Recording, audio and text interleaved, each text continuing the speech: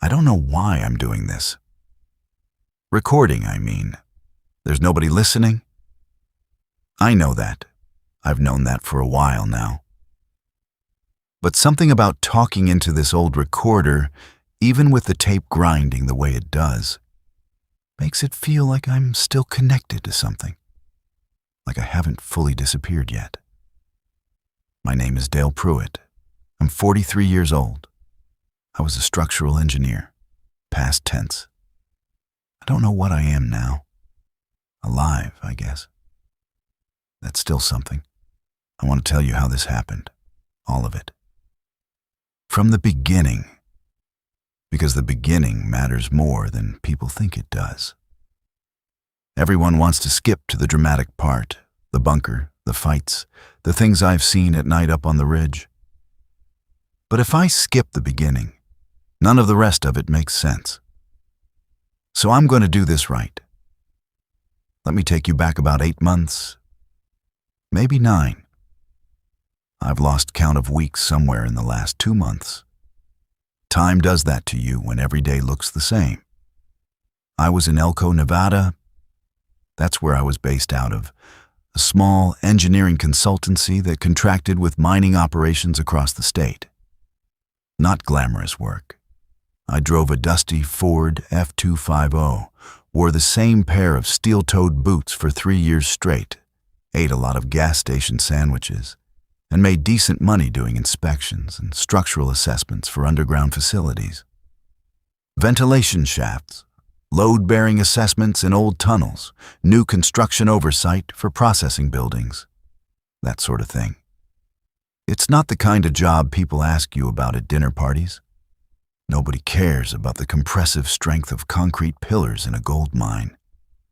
Until they do. The point is, I knew Nevada. I knew its dirt roads and its forgotten corners and its weird weather patterns. I knew which mountain passes were passable after October and which would kill you if you tried. I knew the basin and range topography the way some people know their neighborhood streets. And more importantly, I knew the old stuff. The stuff that wasn't on current maps anymore. Nevada has layers. Not just geological layers, though, those are something too, but historical layers. During the Cold War, the federal government built things out here that people have mostly forgotten about. Remote radar installations, weapon storage, underground facilities that were half bunker, half command post. Some of them got decommissioned and sold. Some got quietly handed off to other agencies. Some just got locked up and left. Nobody came to get the filing cabinets. Nobody filled in the tunnels. They just sat there, out past the range of anyone who might accidentally wander too close. I'd seen records of some of these places while doing archival research for a mining expansion project near Battle Mountain. About 4 years before all of this.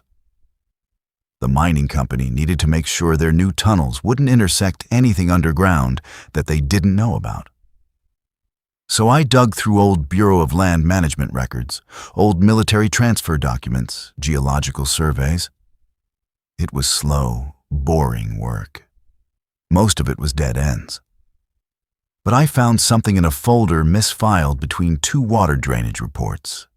A site designation, a grid reference, a notation that said, facility decommissioned 1974. Transfer of oversight to BLM. No further action required. There was a hand-drawn schematic. Not a proper blueprint, just someone's rough drawing in pencil. Of what looked like an underground structure built into the side of a mountain range about 60 miles northeast of the mining site I was working on. I marked it in my notebook. I don't know why. Professional habit, I guess. I always noted things that seemed out of place. I never went to see it. Not then. I got busy with other projects.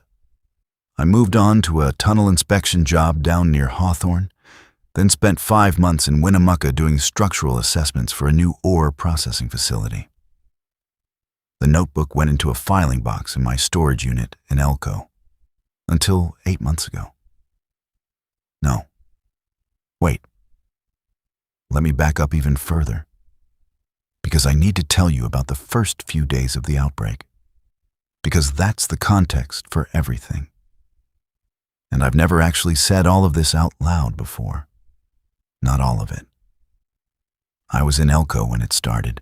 I just finished a 2-week job near Carlin, a ventilation system assessment for a medium-sized gold operation. And I was back in town to write up my report and invoice the client. I had a small apartment above a dry cleaning shop on Idaho Street. Nothing special. 1 bedroom, a kitchen with bad lighting, a window that faced a parking lot. I owned 2 houseplants that I consistently forgot to water. The first news I saw about it was on a Tuesday morning. I remember because I always made eggs on Tuesday mornings. It was the one day I gave myself enough time to cook something. The TV was on in the background, the local Elko station, and they cut away from whatever they were showing to a live feed from Las Vegas. A reporter standing outside a hospital.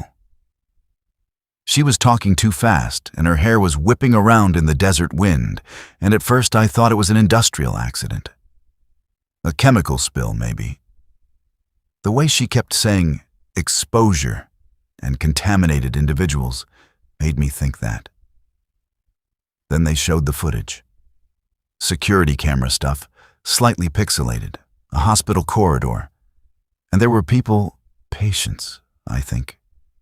Or people who had been patients. Moving wrong. That's the only way I can describe it. Moving wrong, lurching, falling into walls. One of them got to someone in scrubs and just... I turned the eggs off. I stood there holding the spatula, and I watched the rest of it, and I don't think I moved for maybe 3 minutes. By noon that day, there were reports from Henderson. By evening, it was downtown Vegas itself. By the next morning, the governor was on TV, saying words like containment and coordinated response, and you could see in her eyes that she didn't believe any of it. I think the thing about that first week is that nobody really adjusted their behavior fast enough. People talk now. Well, I talk in my own head, replaying it, about how obvious it was, how anyone paying attention should have left immediately. But that's not how it felt. It felt unreal, like something you'd see in a movie and your brain keeps insisting that this isn't actually your life, that the normal rules still apply, that surely someone in charge is handling it. I packed a bag on day 3. Just a precaution, I told myself. Change of clothes, my laptop, the external hard drive with my work files, my toiletries. Stuff you'd pack for a business trip. I did not pack food. I did not pack water. I did not pack anything useful for survival in a collapsing civilization. On day 5, the trucks started leaving. Not organized evacuation, just people loading up whatever they owned and heading somewhere. I watched from my window as my neighbor across the street, a retired postal worker named Walt, loaded his truck with tubs of stuff and drove west without stopping to lock his front door. That was the moment something shifted for me. Walt was not a dramatic man. Walt was a man who alphabetized his recycling. I went to my storage unit. It took me about 40 minutes of digging to find the filing box. Then another 10 minutes to find the notebook inside it. The schematic was still there, those penciled lines on a folded piece of paper, faded but readable. A rough shape, an entrance in the rock face, braced with timber and steel. A main corridor running east-west, branching rooms, what looked like a generator bay, a water collection system, storage rooms. The notation in the corner said, capacity estimated 40 personnel, primary use, communications relay, and emergency shelter. I sat there on the concrete floor of my storage unit and stared at that drawing for a long time. Then I drove to the hardware store. It's funny, looking back, how fast a practical mind shifts from denial to action once it decides to. I'd spent 4 days watching the news and telling myself it would sort itself out. Then I looked at that schematic and something in my brain just decided, like a switch flipping. I wasn't going to wait around in a second-floor apartment above a dry cleaning shop and hope the government figured it out. I was an engineer. I knew buildings and structures and underground spaces and load-bearing walls. If there was a facility sitting empty in the mountains 60 miles away, I was going to go find it. The hardware store was already getting picked over. Most of the tools were still there, and people weren't thinking about hardware stores. They were thinking about grocery stores and gas stations. Smart for the first few days. Wrong for anything longer term. I bought what I could carry. Rope, a crowbar, a good set of bolt cutters, heavy flashlights, extra batteries, a folding shovel, work gloves, tarps, a basic toolkit. I paid cash. The guy at the register looked at me like I was insane. Then I went to the grocery store. It was bad. Not all out chaos yet, but bad. Empty shelves in the obvious places. Bread, water, canned soup. I went for the less obvious stuff. Dried beans. Rice in the big restaurant supply bags. Cooking oil, salt, matches. Several packs of jerky that nobody had grabbed yet because they were an off-brand. Vitamins. Medication from the pharmacy section. Ibuprofen, antibiotic samples, bandages, the works. I filled 2 carts, and it cost me more than I'd ever spent in a single grocery run, and I didn't care at all. I got back to my apartment, loaded everything into the truck, went back to the storage unit and grabbed my camping gear, and then sat down to think about who else I was going to call. I want to be honest about this part. I could frame it as selfless. I went out to help others. But the real version is more complicated. Part of why I called people was practical. The facility, if it was intact, would need more than one person to set up and maintain. Generators need fuel and monitoring. Food needs organizing. Watch schedules need rotating. I'd worked on enough remote facilities to know that a single person trying to maintain an operational space was a recipe for exhaustion and mistakes. I needed people. But I also, and this is the part I don't always say out loud, I was scared. Not just of the infected, of being alone, of being the only one.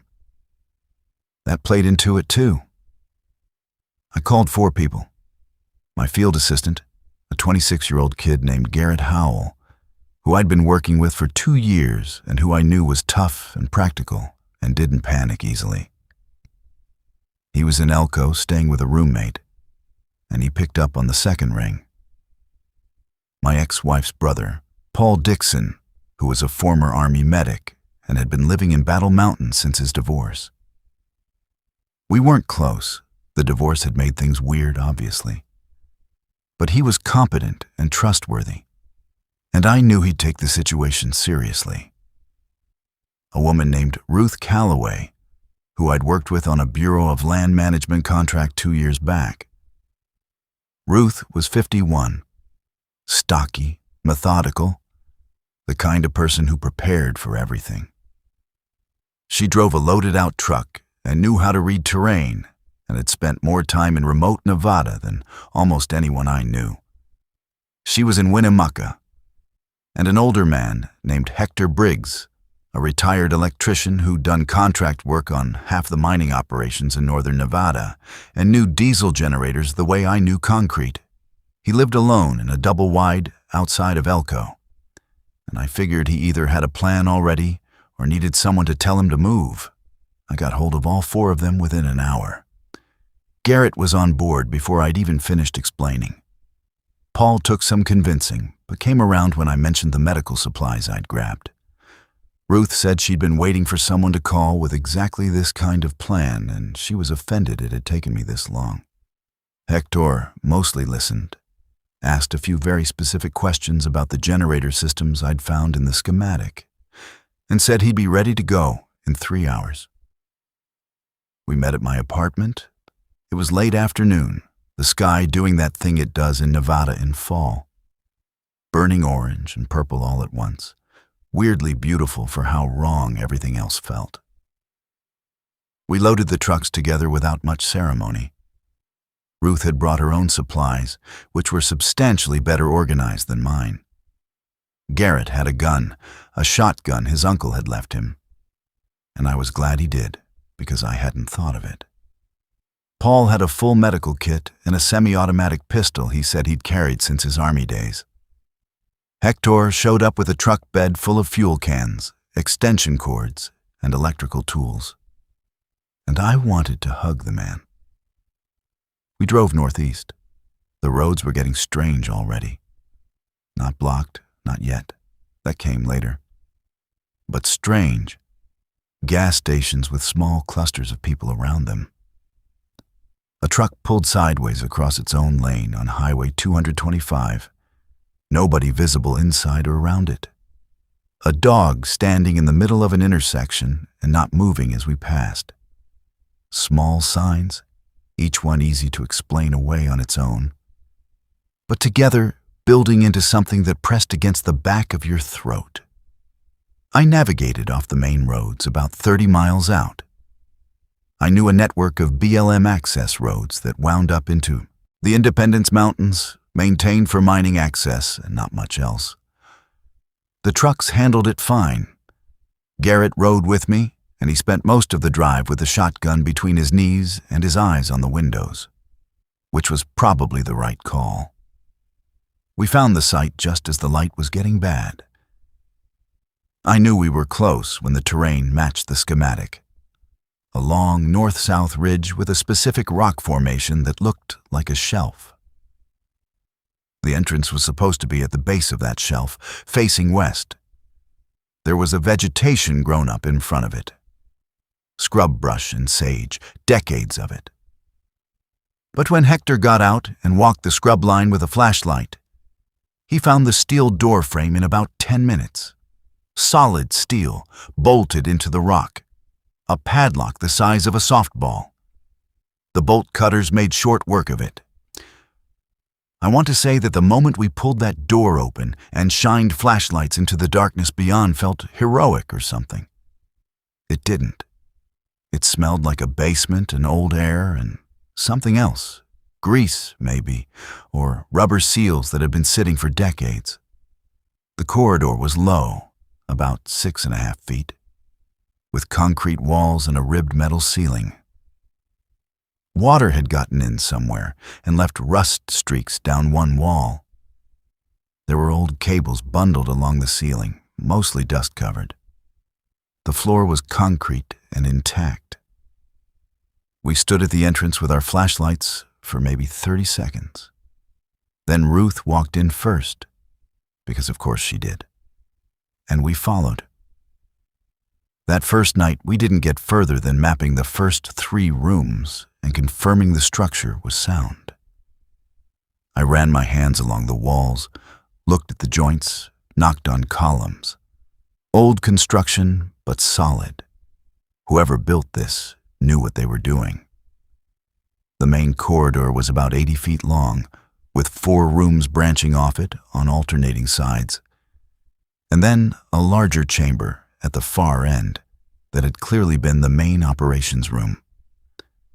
The generator bay was a separate structure connected by a short stub tunnel. The generators themselves were massive gray-painted diesel units, old as hell. But the basic mechanicals on old diesel generators are almost indestructible if they've been maintained and stored properly. Hector walked around them for 20 minutes without saying anything. Then he said, "I can make 2 of these 3 work. Give me a day." That was the best thing I heard all week. We slept that first night in the main corridor with our sleeping bags on the concrete floor and flashlights propped against the walls. It was cold and hard, and I slept better than I had in the previous 5 days combined. Something about being underground with a steel door between me and everything outside. My nervous system just let go for a few hours. That was the beginning. I'm going to tell you what we found in there, what we built, what happened. But I'm also going to tell you about what's outside, what's happened since. Because the base is only half the story. The mountains are the other half, and the mountains have been doing things I can't entirely explain. Day 2 started with Hector and the generators. While he worked on that, I took Garrett and Ruth on a proper survey of the facility. Full walkthrough, notes, measurements, assessment of everything. The way I do it professionally. Systematic, room by room, writing down what I saw. Here's what we had. The main corridor, 82 feet long, 7 feet wide in most places, 6.5 feet tall. Concrete walls, ribbed metal ceiling, original fluorescent fixture mounts still in place, though the tubes themselves were either missing or shattered. The floor was level and intact, with only minor cracking. Room 1, off the left side near the entrance. Approximately 12 by 14 feet. Probably used as a storage room originally. Empty now except for an old steel shelving unit along one wall. The bolts had rusted through, and the thing was in 3 pieces on the floor. The walls were dry, and the ceiling was sound. Room 2, off the right side. Slightly larger, about 15 by 18. There was a workbench bolted to one wall. Solid, heavy, had some tools still in it, old but usable ones. Some nuts and bolts in a rusted coffee can. A hand-drawn wiring diagram pinned to the wall with the pins long since oxidized to nothing. The diagram itself still legible. Room 3, left side again. This one had been used as sleeping quarters at some point. Old metal bunk frames, no mattresses. 8 bunks total, 4 sets of doubles. The frames were solid, I noted that. Room 4, right side, a bathroom. 2 toilets, 2 sinks, a floor drain, a stainless steel shower stall. No working water pressure, the supply lines were intact, but needed the pump system engaged. Ruth found the mechanical room off the back of the bathroom, which had the water pressure pump for a cistern built into the rock above the facility. The cistern itself, accessible by a hatch in the mechanical room, had collected maybe 800 gallons of rainwater and snow melt over however many years. Not clean enough to drink without treatment, but workable. Ruth identified where a gravity-fed filter system could go. The main operations room at the end of the corridor was the big one, maybe 40 by 25 feet. Old equipment racks, empty. Long metal work tables bolted to the floor. Communications equipment that was decades past usable. But the room itself was in good shape and big enough to serve as a combined living space, workshop, and meeting area. The generator bay was accessed through a locked interior door off the main corridor. Garrett took the bolt cutters to it, and was a separate poured concrete structure. The ventilation for the generators was designed to run through independent ducting that exited the mountain through 2 separate points on the rock face, concealed inside rock chimneys you wouldn't notice unless you were looking for them. This mattered a lot later. It meant we could run the generators without a smoke or heat signature that would be visible from a distance. Above the main facility, accessed by a steel ladder welded to the rock inside a narrow shaft at the end of the main corridor, was a surface hatch. This came out on the ridge above, among boulders. It was the back door. I noted it and said nothing to anyone for 2 days because I wanted to think about how to use it properly. While Hector worked on the generators, Ruth and I focused on water. The cistern was the priority. We set up a basic gravity feed filtration using some of the materials I'd brought. It wasn't perfect, but it removed the major particulates. Then we added the water purification tablets we'd bought. The water came out tasting of minerals and old stone, but it was drinkable. We filled every container we had. Garrett drove back down the mountain on day 2. I didn't want him to.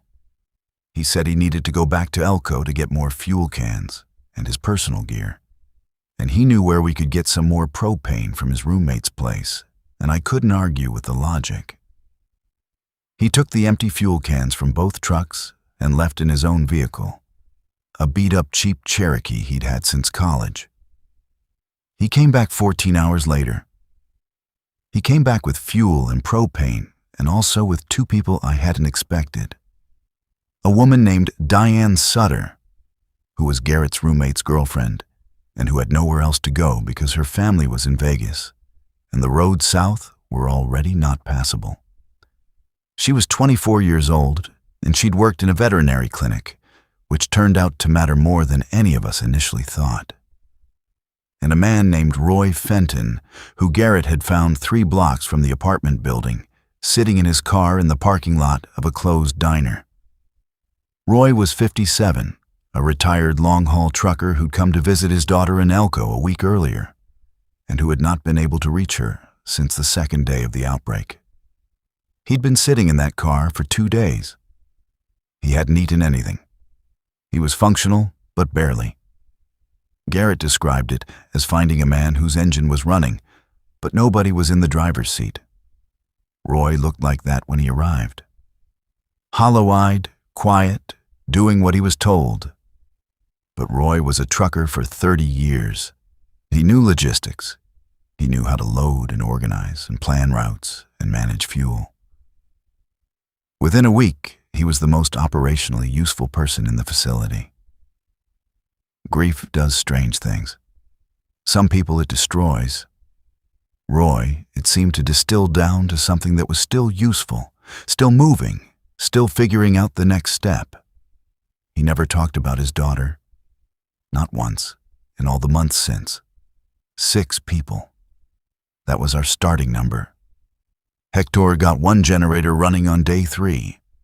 The lights in the main corridor came on with a sound like an old man clearing his throat.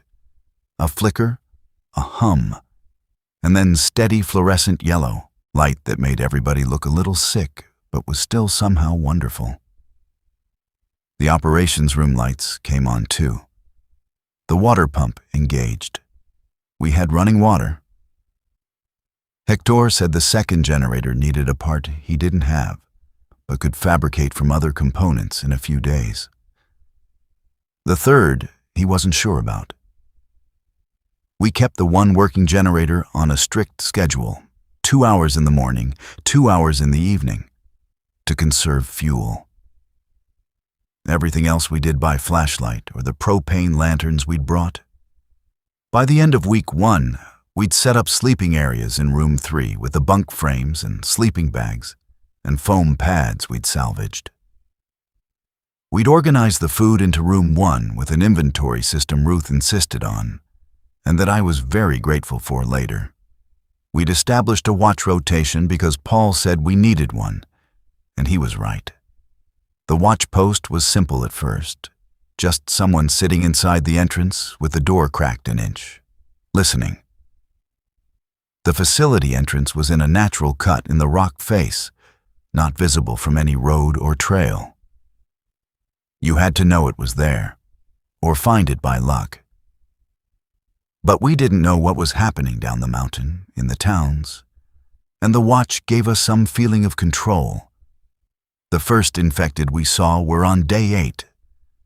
Garrett had gone to the surface hatch. I'd showed everyone by then, to get eyes on the lower terrain. From the ridge above, you could see maybe 15 miles on a clear day. He came down the ladder moving fast, which was unusual for Garrett, who was normally deliberately calm about everything.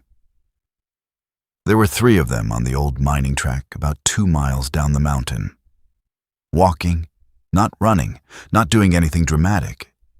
Just walking, following the track eastward. From a distance, Garrett said they looked almost normal. Just hikers, maybe, until you watched them long enough to see that their movement was wrong. No purposefulness to it, no adjustment for terrain. One of them walked into a large sagebrush and just pushed through it, rather than going around. They didn't stop or look at each other or react to each other at all. They just walked. We watched from the ridge, taking turns with a pair of binoculars Ruth had brought over the next 2 hours. The 3 moved east along the track, disappeared around a ridge bend, and didn't come back. Paul stood next to me on the ridge and said, "They're following the track because it's the path of least resistance. Sound and smell draw them, but absent that they just go where the terrain takes them." I asked him how he knew that. He said he didn't know for certain, but he'd read the same reports we'd all seen in the early days of the outbreak, before the news got spotty, and the pattern seemed consistent. We agreed to be very quiet and to not use the vehicles outside anymore unless absolutely necessary. What followed was the long, slow work of building something worth living in. This is the part that's hard to make interesting, I know. It doesn't have much drama in it. But it's the part I find myself thinking about most, because it was the part where we were actually good at something. Where things worked. Ruth designed the food system. She'd grown up in a farming family in Idaho before going into the BLM work, and she knew more about food storage and caloric planning than the rest of us combined. She did an inventory of everything we had and made a laminated card. She found an old laminator in the operations room supplies cabinet that still worked, with daily caloric targets per person and what we could eat and when. She was not soft about it. The numbers were what they were. If we ate more now, we'd run out sooner. She made it very clear, calmly and without drama, that discipline with food was not optional. We had enough to last 3 to 4 months comfortably at full rations, or 6 months at reduced rations. That sounds like a lot until you start thinking about what happens after 6 months, and then it stops sounding like a lot at all. We also had the mountains, which had resources we hadn't fully mapped yet. Garrett and I started doing careful, quiet foraging runs in the first 2 weeks. We found a spring about a mile north of the facility that was running clean. Garrett tested it, and Ruth confirmed it was drinkable with minimal treatment. We found stands of pinyon pine, heavy with nuts. It was fall. The timing was good. Garrett also found signs of deer, which changed the calculus on protein significantly if we could hunt without making noise. Paul, who had some wilderness training from his Army days that went beyond basic first aid, suggested setting snares. He showed Garrett and Ruth how to do it. Within 2 weeks, we had a rotating system of 15 snares spread across a 2-mile radius, checked every other day. We were catching rabbits and occasional squirrels, sometimes bigger things. Not reliably and not in great quantities. But it added protein, and it was quiet. Hector, meanwhile, had been doing something I hadn't asked him to do, but which turned out to be one of the most useful things he did in the first month. He'd found the old ventilation schematics in the facility, original construction documents, yellowed and stiff but readable, and he'd been studying them. The ventilation system for the facility ran through 3 separate ducts, and 2 of them were blocked with debris or collapsed sections. He said that if he could clear and seal them properly, we'd have better airflow, which mattered for the generator fumes and for long-term habitation. He also said that one of the ducts, the northeast one, passed through a section of the mountain with a natural cavern that he thought might be significant. That was how we found the lower tunnel. It took Hector and me 3 days of work to clear the northeast duct, far enough to get a person through it. At the end of the duct, past the collapsed section we'd removed, was a space about the size of a large room. Irregular walls, natural stone, stalactites forming on the ceiling, a sandy floor. It had formed in a void in the rock where the ventilation duct had been bored through the mountain originally. The builders had noticed it and used it as a pass-through because it was easier than boring through solid rock on that angle. From the far side of the natural cavern, there was another man-made passage, smaller, rougher than the main facility, maybe 5 feet high, carved and braced with old timber, leading downward. Following it for about 140 feet brought you to a small steel door in the rock face, heavily corroded but intact.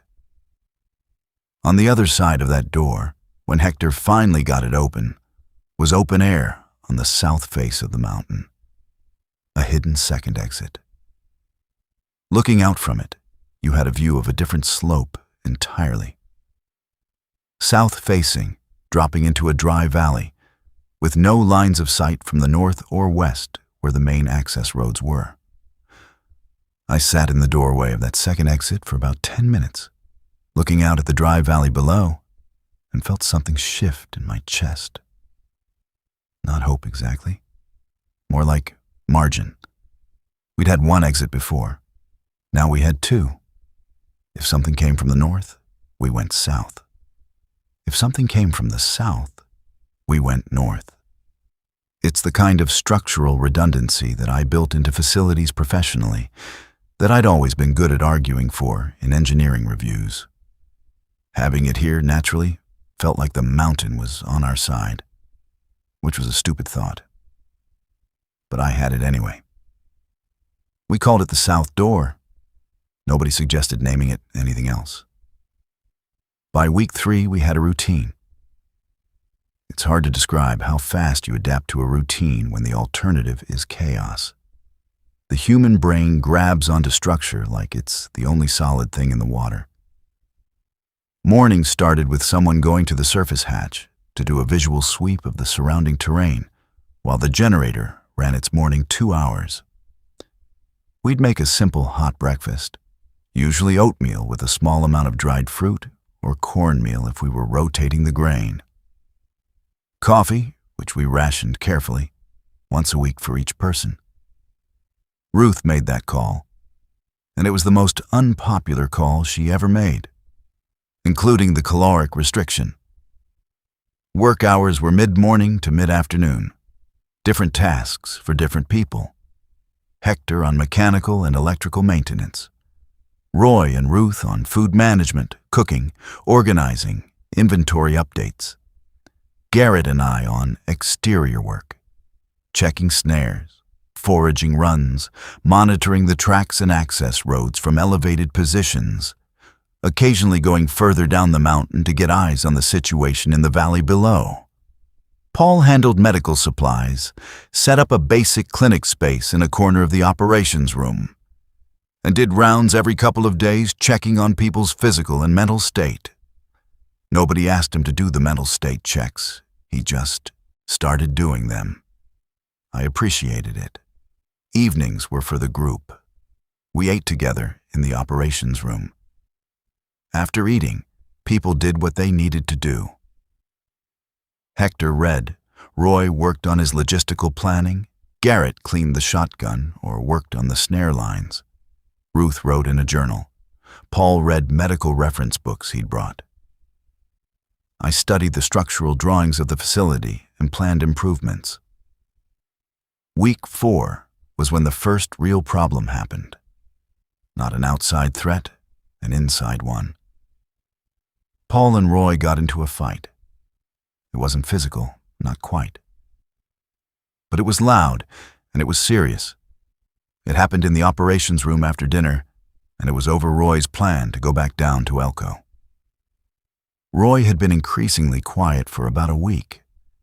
I noticed it but chalked it up to grief over his daughter, which was his to carry. What I hadn't known was that Roy had been asking Garrett, quietly, separately, whether Garrett thought it was feasible to make a run down to Elko. His daughter had been in a neighborhood on the east side of town. Roy wanted to go check on her, or check on her house, more accurately, because by that point, it would have been clear to anyone thinking straight that finding a living person in Elko after 3 weeks was not something you should bet your survival on. Paul found out about these conversations and brought it up at dinner, which was probably not the most tactful approach, but was very much Paul's way of operating. He said, directly, that he thought Roy was planning something that would compromise the security of the whole group, and he wanted it discussed openly. Roy didn't deny it. He said he needed to know. He said sitting up in a mountain bunker while his daughter might be somewhere in Elko, alive or not alive, knowing or not knowing, was something he couldn't do indefinitely. Paul said it was a suicide mission with a high probability of also getting Garrett killed because Roy couldn't drive there and back alone. Roy said he'd go alone. Paul said that was somehow worse. I let them go at it for a few minutes because I thought they both needed to say it. Then I said what I'd been thinking, which was that we needed a scouting run down to the valley anyway. We needed to know what the roads were like, what the situation in town was, whether there were other survivors, and whether there were larger infected groups moving around that we needed to track. So we would plan a run. We'd do it right, with 2 vehicles, with a clear objective and a time limit. And we'd go through Roy's daughter's neighborhood. That was what I said. Roy nodded and didn't say anything else. Paul stared at me for a while and then went to bed. The run happened 3 days later. Roy, Garrett, and me. 2 trucks, radios we'd rigged to a short-range frequency, planned to stay in contact. We drove down in the early morning. The valley below the mountains was wrong in a way that's hard to put into words. Not destroyed, not like you'd imagine an apocalypse looking. There wasn't fire everywhere, or bodies in the streets, or anything like that. It was more like someone had hit pause on everything, and then just left. Cars parked at odd angles on roads that had no one on them. A grocery store with its automatic doors standing open, the interior dark, a single shopping cart visible just inside the entrance. A dog barking from inside a house, going on and on, having been inside that house alone for weeks by then. A gas station with 1 pump handle still hanging sideways, like whoever was using it had just walked away mid-fill. We saw infected. Not many at first. A couple wandering down a residential street, moving the way they moved, directionless, slow, responding to nothing we could see. We watched them from 2 blocks away, and they didn't react to us. We were downwind, engine off, coasting. Roy's daughter's neighborhood was about 4 miles into town. We drove in slowly, engine barely above idle, windows down to listen. The street was quiet. Her house, a small ranch style with a blue mailbox that Roy pointed out when we turned the corner, had its front door standing open. Roy got out before I could say anything about the protocol. I followed him, because what else do you do? The house inside was, I don't know how to describe it without making it sound worse than it was, but also it was pretty bad. Signs of a rapid departure. Her purse still on the kitchen counter, a bowl in the sink with dried cereal residue, a hamster in a cage in the living room that was somehow, impossibly, still alive. There was a water bottle on the cage and a lot of food in it, whoever she was. She'd loaded it up before she left. No signs of violence, no blood, no broken furniture. She'd left, apparently, deliberately, with time to think about it. Roy stood in the living room for a long time, looking at things. The hamster ran on its wheel. Garrett and I stood by the door and didn't say anything. Then Roy took a photo from the mantelpiece, I couldn't see what it was of, and put it in his jacket pocket. He picked up the hamster cage. He carried it out to the truck. He put it in the back seat. He got in the passenger side. We left. None of us said anything about the hamster. It came back to the facility and lived in the operations room for the next 4 months, and Ruth named it Carl, and that was that. The scouting run also gave us useful information.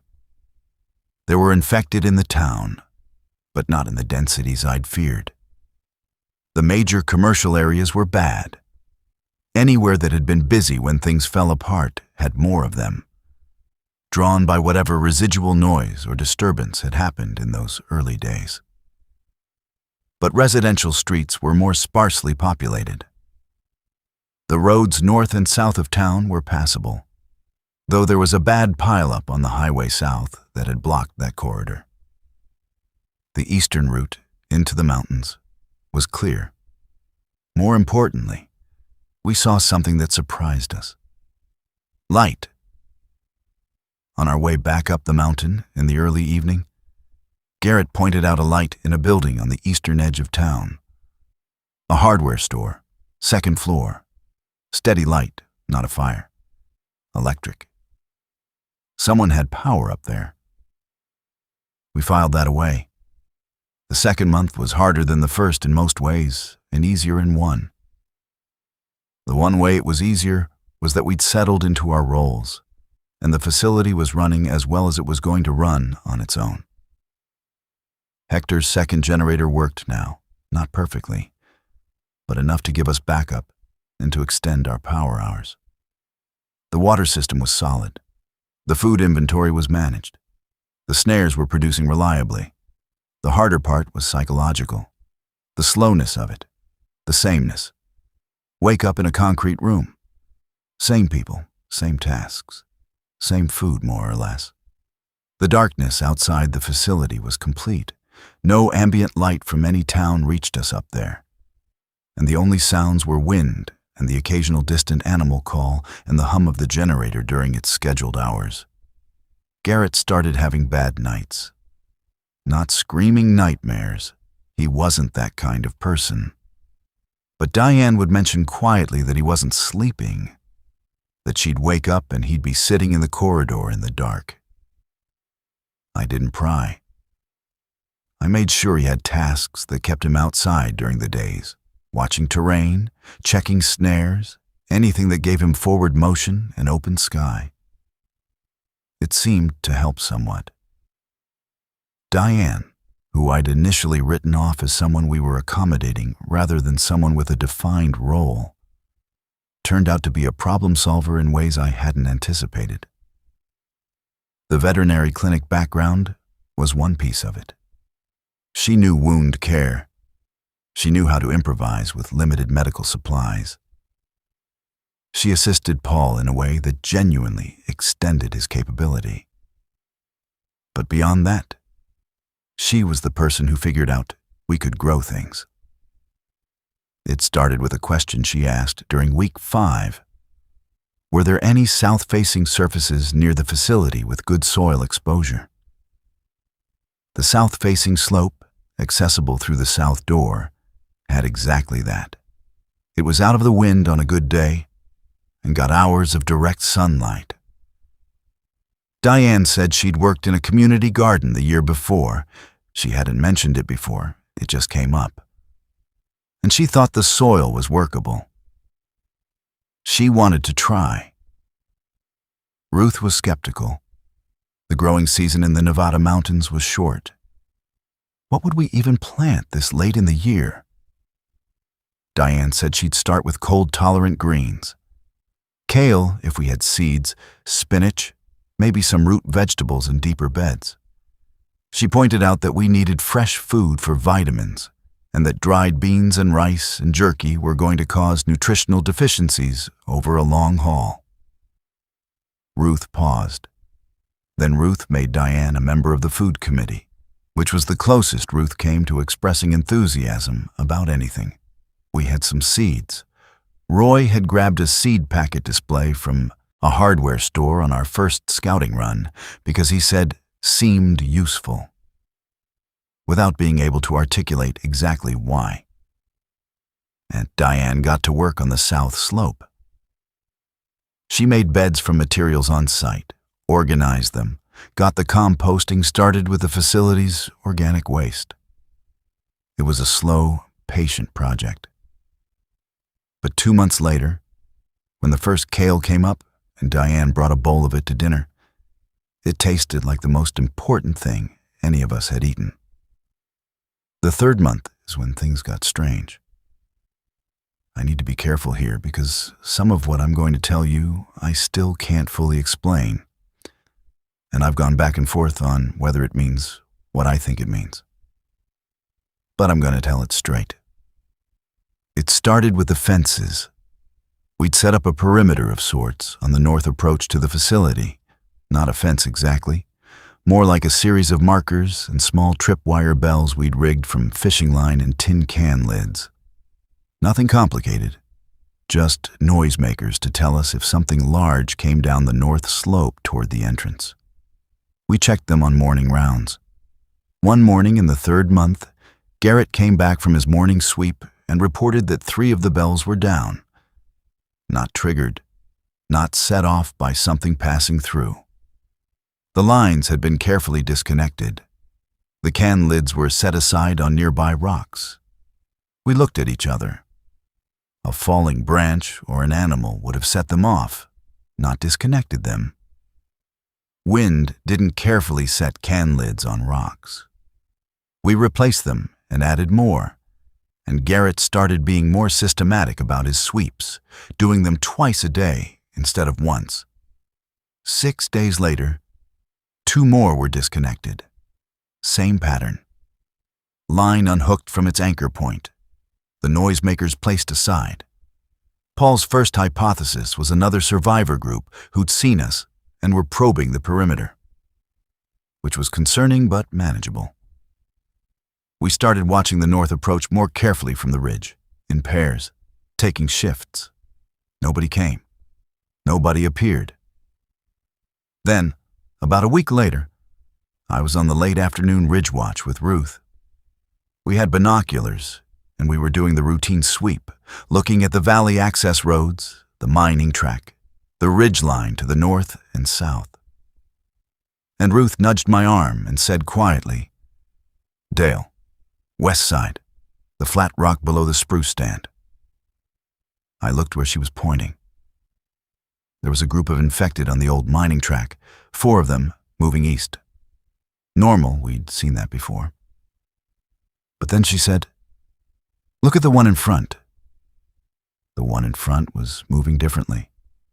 Not the slow, directionless shuffle we'd come to recognize. It was moving with more purpose. Its head was turning, scanning the terrain as it walked. It stopped at a fork in the mining track, a place where the old track split, one branch going up the mountain and one continuing east. And it stopped, and its head swiveled between the 2 paths. Then it took the uphill branch. The other 3 followed without hesitation. We watched them come up the mountain for 40 minutes before losing them in the tree cover. We came down off the ridge and went to Garrett, who was at the entrance post, and told him what we'd seen. He went white. Not because he hadn't thought about the infected getting close to the facility, but because of the behavior. It looked like it was choosing, Ruth said. Paul, when we told him, pushed back hard. He said we were pattern matching onto chaos, that the infected one had probably followed a sound from that direction or caught a smell, or the terrain simply funneled them that way. He was calm and methodical about it. He made good points. But we tightened everything. No unnecessary sound outside, no fire on the surface, which we'd done occasionally for cooking on the south slope. The generators went back to their tightest schedule. We stopped using the vehicles entirely. I kept thinking about the disconnected tripwire bells. The 4th month brought new people. I don't know how they found us. I still don't know fully. The first one was a man named Grant Walsh, and he came from above. Garrett was at the surface hatch one morning doing his sweep when he heard something behind him on the ridge. He turned around, and there was a man sitting on a rock about 20 feet away, watching him, not moving, not making any noise, just sitting there with a backpack between his knees, watching. Garrett said his first instinct was to raise the shotgun, which he'd started carrying on all exterior excursions. The man put his hands up immediately, which Garrett said was the thing that kept him from panicking. Grant Walsh was 48 years old and had been a wildlife biologist working for the Nevada Department of Wildlife. When the outbreak started, he'd been doing field work in the Ruby Mountains, about 70 miles east of us, and had been out of radio contact when everything collapsed. He'd come back to find his base camp abandoned and had spent 3 weeks alone in the mountains before working his way west, following animal trails and ridgeline routes. He'd spotted our surface hatch access from a distance. The hatch itself was hidden, but he'd seen our footprints in the soil around it over several visits and figured out what it meant. I watched the area for 2 days before coming close, he said, when I talked to him that first evening. Wanted to see your patterns. Make sure you weren't something worse than being alone.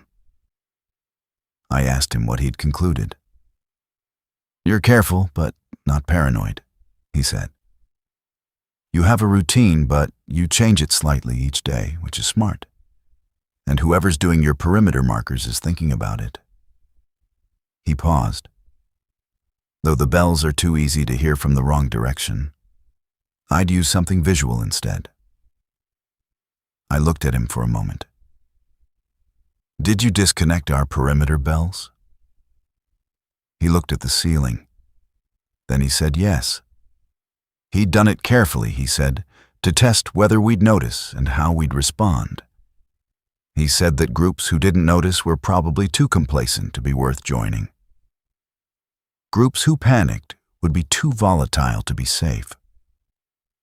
We'd apparently done the right in-between thing, which was to upgrade the system and increase surveillance without alerting the surrounding area with any kind of armed response. I wasn't sure whether to be angry or impressed. I settled on cautiously impressed, which was probably what Grant had been going for. Grant changed things, not because he was dramatic or forceful.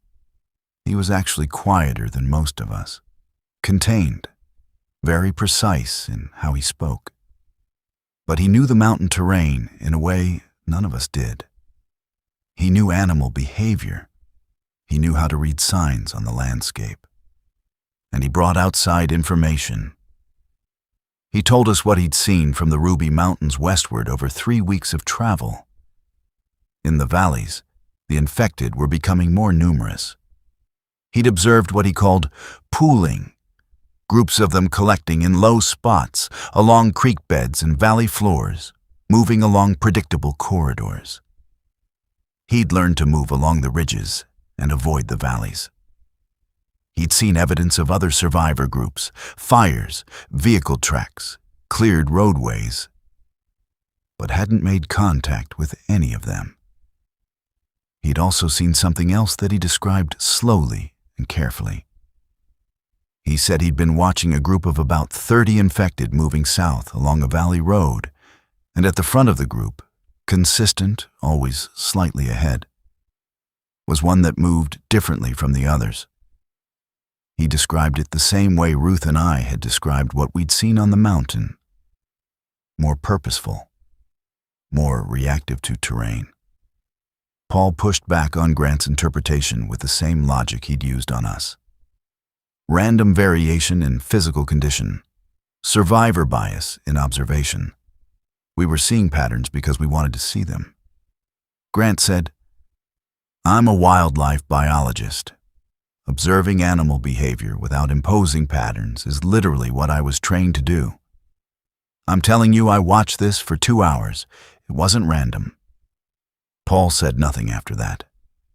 The second new arrival came 3 weeks after Grant. We found her at the south door.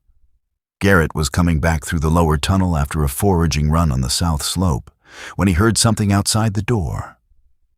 He came back to get me and Paul, and we went through together, carefully. Sitting against the rock face 6 feet from the door, wrapped in a sleeping bag and not entirely conscious, was a woman. Her name was Connie Aldrich. She was 35. She'd been a teacher at a middle school in Wells, about 50 miles east. And she'd spent the last 2 months in a farmhouse outside of town with 7 other people before something happened to the farmhouse group. She wouldn't tell us what happened immediately, and Paul said not to push her, that she was in shock and somewhat hypothermic, and what she needed was warmth and food and time. She had a cut on her forearm that had been stitched badly with fishing line and some kind of surface infection in the wound. Diane and Paul worked on it. It took 3 days of careful attention before Paul said he was confident it wasn't going to go systemic. Connie told us what happened to her group on her 4th day with us. She told it plainly, sitting at the table in the operations room with a cup of hot water and dried herbs that Diane had collected on the south slope. The farmhouse had been found by a group of armed survivors who'd come from the direction of Wells. There were maybe 15 of them, men mostly, moving in pickup trucks. They hadn't come to attack exactly. They'd come to take food, fuel, weapons. When the farmhouse group's leader, a man named Jim, who Connie said had been holding them together through force of personality alone, had tried to negotiate, the situation had gone sideways fast. She hadn't seen exactly what happened because she'd been in the back of the house. She'd heard it. She'd taken the moment to run through the back of the property into the scrub, not stopping. She'd been moving west, staying off roads for 2 weeks before finding us. We now had 8 people. The facility was tight but manageable. The sleeping room had enough bunks. The food supply required adjustment, and Ruth redid the caloric plan without complaint, though also without any suggestion that she was pleased about it. What Connie brought with her, beyond her own survival, was information about what was moving in the eastern valleys. The armed group she'd encountered, she didn't have a name for them, just the Wells people, was large, organized, and mobile. They were working through the region systematically, hitting isolated survivor groups and taking what they needed. She'd also heard from Jim before the farmhouse situation that there was a larger faction operating further south with more serious military-style organization. Someone had rounded up ex-military people and armed civilians and was running something closer to a paramilitary operation. What their goal was, Jim hadn't known. We sat with that information for a few days. Roy was the first one to say what we were all thinking, that our hidden location was our primary asset, and anything that compromised it, any unnecessary contact with the outside world, any scouting runs that could be tracked, any smoke or light or sound that could draw attention, was the thing we needed to protect above everything else. Grant said something interesting in response to that. He said that isolation as a strategy had limits. He said that every animal population he'd ever studied that had become too isolated had eventually failed, that you needed information flow from outside to adapt to changing conditions, and that if we sat in this hole in the mountain long enough, the conditions outside would change around us in ways we couldn't anticipate. and that would be worse than controlled risk. Ruth said, "He's right about the information. He's not necessarily right about the method." That debate, stay hidden versus engage with the outside, became the fault line in our group, and it widened over the next weeks in ways that affected everything. Month 5. This is where things start getting dense, and I want to take a breath before I keep going. The weird stuff intensified. Grant had been doing his own monitoring system on the mountain, with my support using his wildlife observation skills.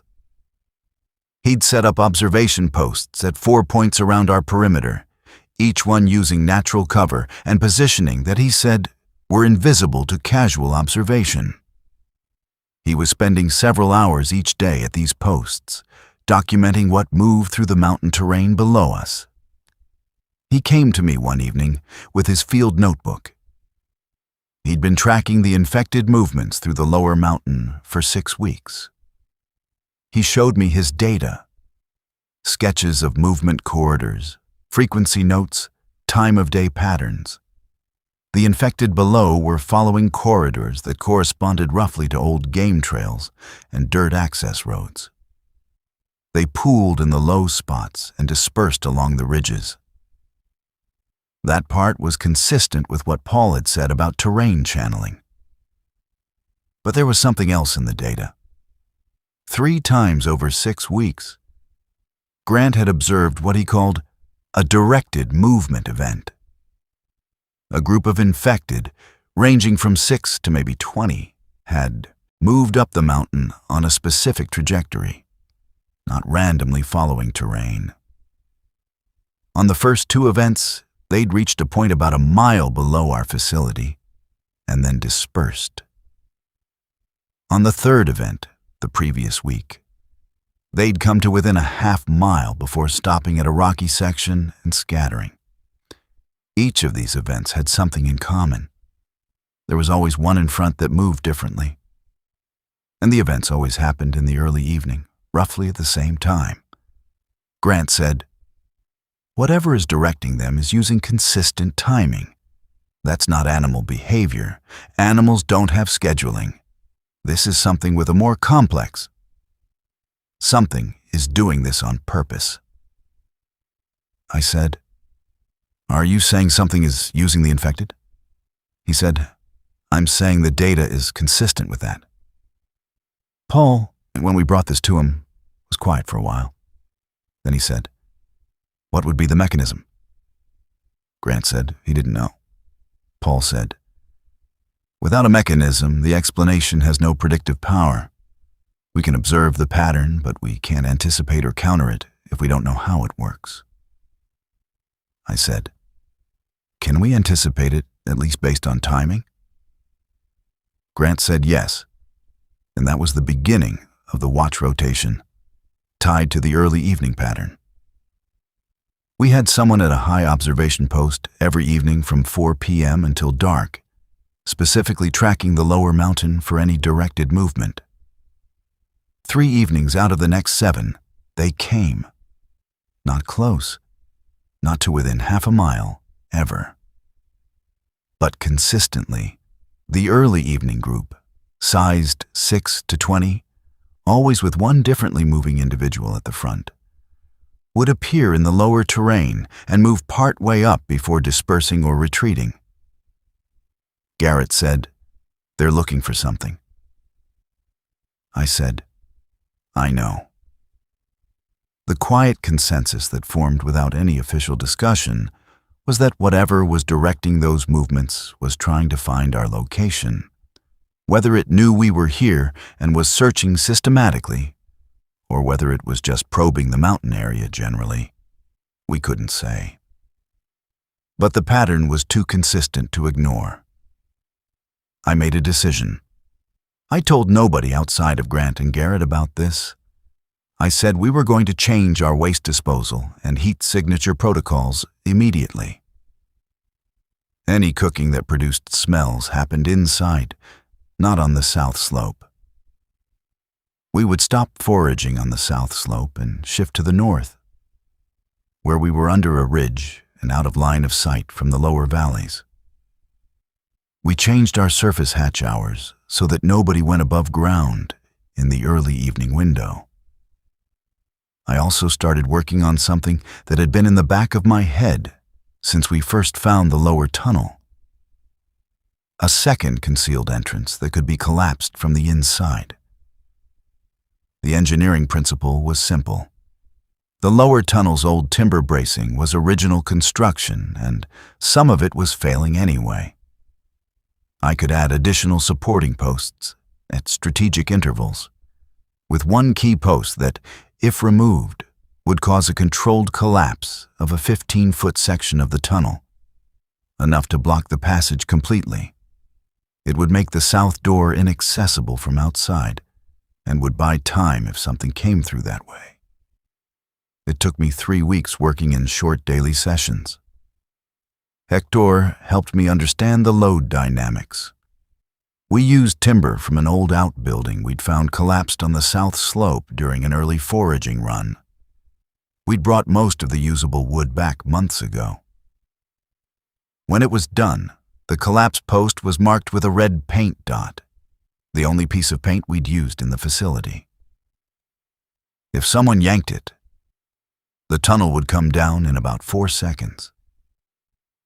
You had to be on the safe side of the collapse point to be clear of it. We all knew where the line was. We practiced it. Month 6 arrived with the first real winter. I'd been thinking about winter since before we arrived, and had planned for it as well as I could. The facility's main corridor and rooms were underground and insulated by the mountain itself. Temperature down there stayed around 52 degrees, regardless of outside conditions, which was cold enough to need layered clothing, but not dangerous. We had sleeping bags rated to below freezing. We'd collected firewood on the south slope over the previous months, and had it stored in the lower tunnel section nearest the south door. The surface hatch became unusable in heavy snow, because we couldn't avoid leaving obvious tracks. We went to a modified protocol where someone only used the surface hatch during periods of active snowfall, when fresh tracks would be quickly covered, or during the brief, clear windows we could predict. Grant taught us something useful about the mountain snow.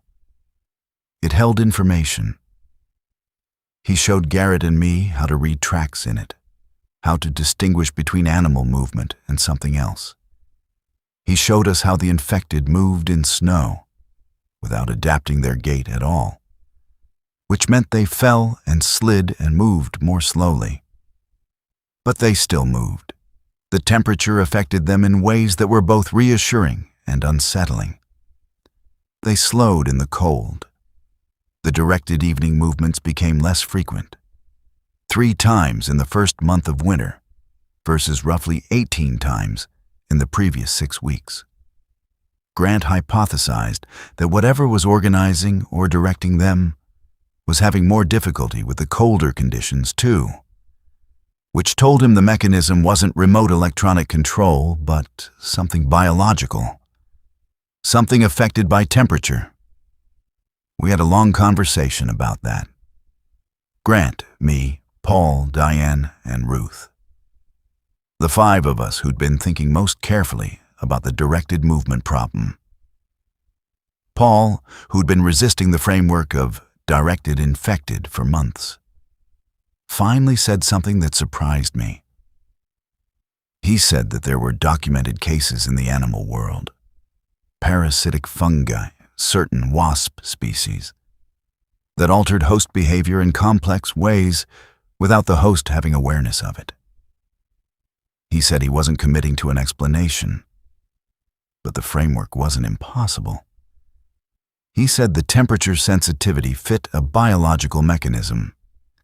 He said he'd been reading the infection progression notes he'd saved before communication went dark, and there were early reports, dismissed in the chaos, of unusual behavior clustering in specific geographic areas.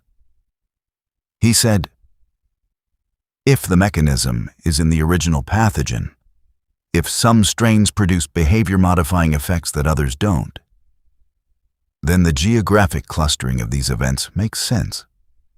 We're in a region where that variant is present. We sat with that for a while. Ruth said, "Does that change what we do?" Paul said, "It means the threat is more complex than we thought. It doesn't change what we do. It just explains why the threat doesn't behave like we initially expected." I said, "It also means whoever's coordinating these movements, if there is someone, isn't necessarily doing it on purpose. They might be infected themselves and not know it." Nobody had a response to that. The rest of winter was hard, but not catastrophic. We lost some of the garden to frost, despite Diane's best efforts to winterize it. We were careful and stretched the food supply.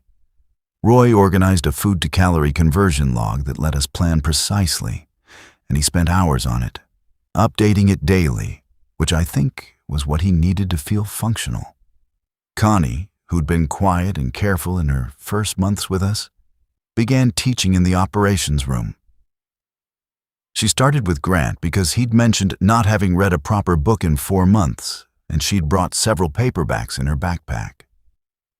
Then she was helping Roy with the logistical planning, writing things in a clear, organized way that Roy appreciated. Then she started doing what I can only describe as structured conversation sessions in the evenings where she'd pick a topic, and everyone who wanted to would talk about it for an hour. Not therapy exactly, but something. It helped. Hector got sick in the second month of winter. Nothing dramatic, a respiratory infection, his chest congested. Diane and Paul treated it aggressively with what they had. He got better in 2 weeks, but he was older than the rest of us, and the month after that, he moved more slowly and was more careful about conserving his energy. He still kept the generators running. He always kept the generators running. We found more people in early spring. Grant had been ranging further on his observation runs, now that the snow was retreating, and he'd been doing something I'd asked him to do quietly. Looking for evidence of other survivor groups in a systematic way. He was looking for patterns the way he'd looked at infected movement. Regularities that suggested human behavior. Smoke at consistent times, cleared pathways, sounds on certain frequencies. He found evidence of a group about 11 miles, north in a former mining camp in the next range over. He'd seen firelight 3 times in the same window and found vehicle tracks on a gravel road that had been driven recently and multiple times. I said we should observe them before any contact. Grant observed them for 2 weeks. He reported they appeared to be a group of 6 to 8, based on movement and vehicle signatures. They were in the old mining camp's main bunkhouse structure. They seemed cautious and organized. He'd seen no signs of weapons beyond what a normal rural Nevada person would own. He'd also seen them doing something interesting. They had someone running regular vehicle routes down into the valley, which meant they were in contact with or monitoring the situation lower down. I decided to make contact. Paul thought this was premature. Roy said if we were going to expand, we needed to know our neighbors. Garrett said he'd go.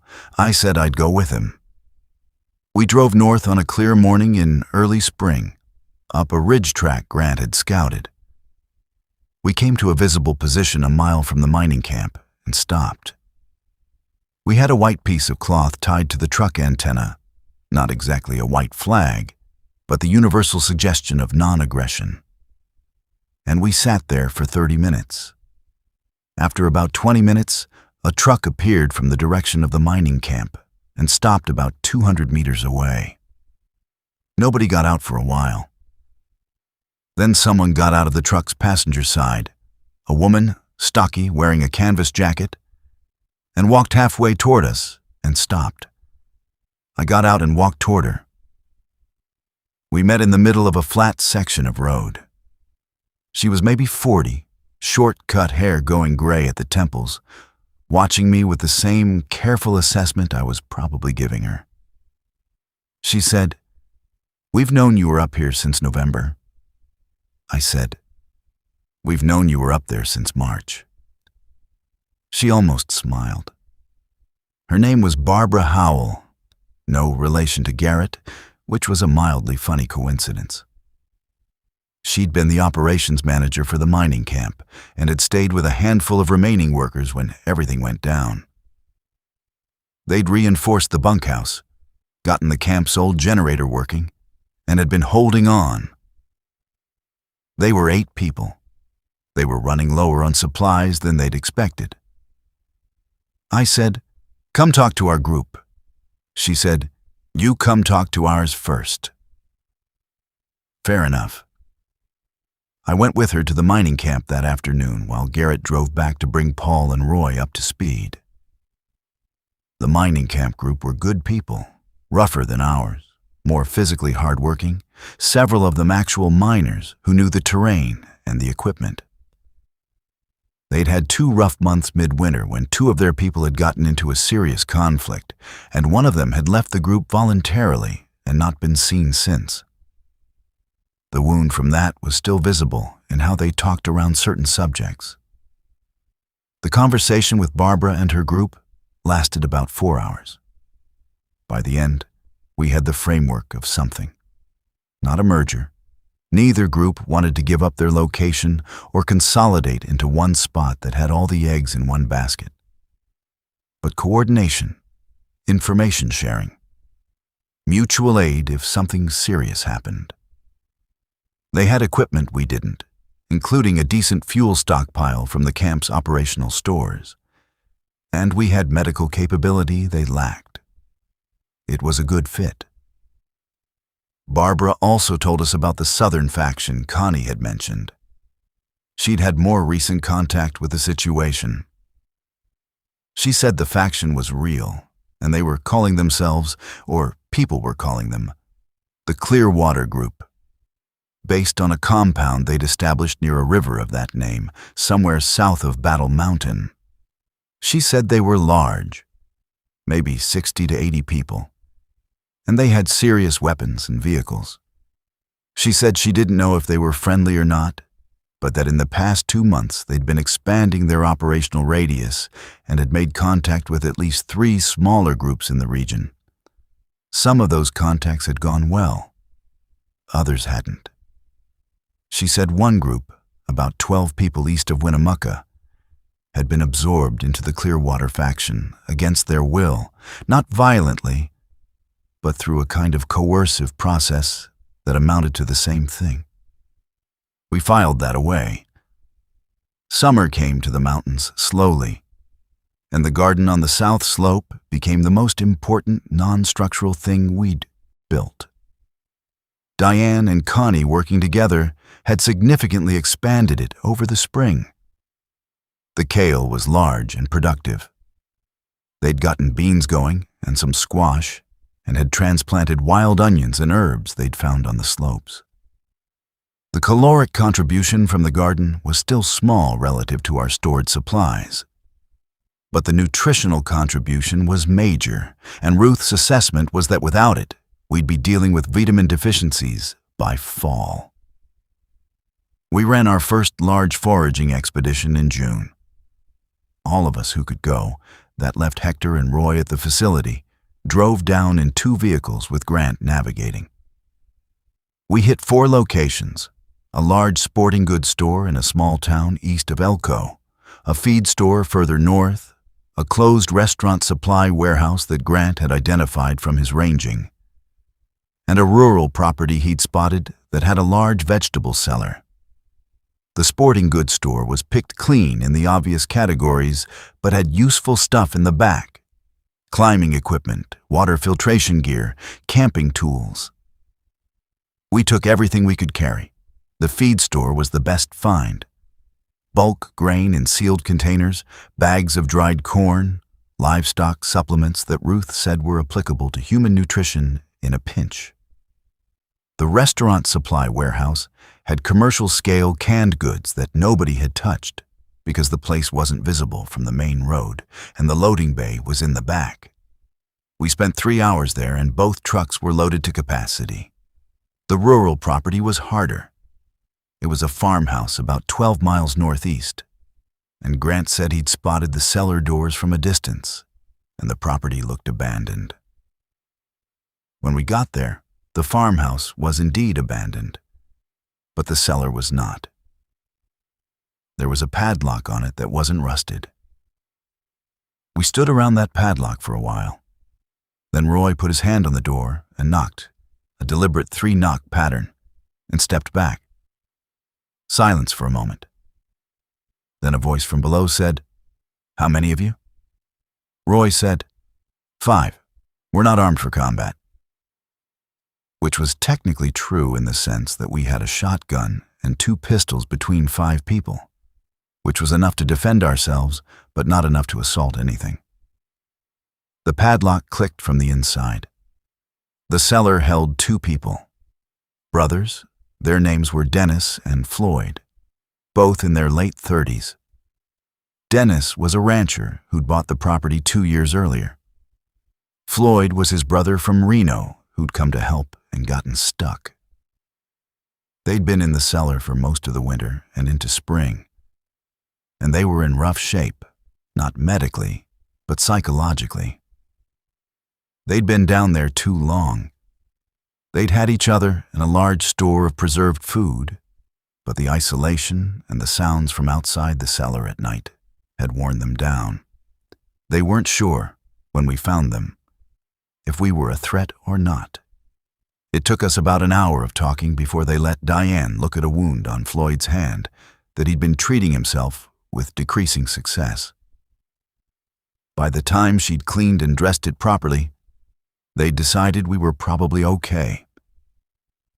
We brought them back with us. We left most of their cellar food in place. We didn't have room, but took their contact information for it mentally and came back 2 weeks later with the capacity to retrieve more. Dennis and Floyd brought the count to 10. That was our high water mark in terms of population as things turned out. The summer proceeded. We became better at what we were doing. The garden produced. The snares produced. The foraging runs were getting more systematic and more useful.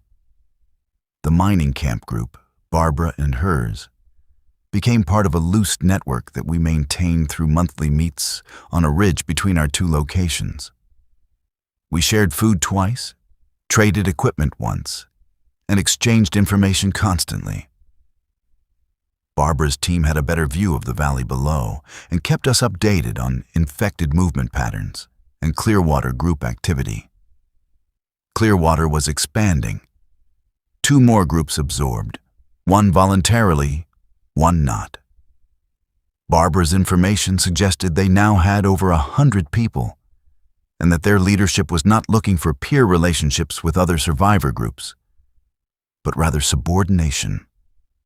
She said they'd sent emissaries to her group once, and the conversation had been cordial and very explicit.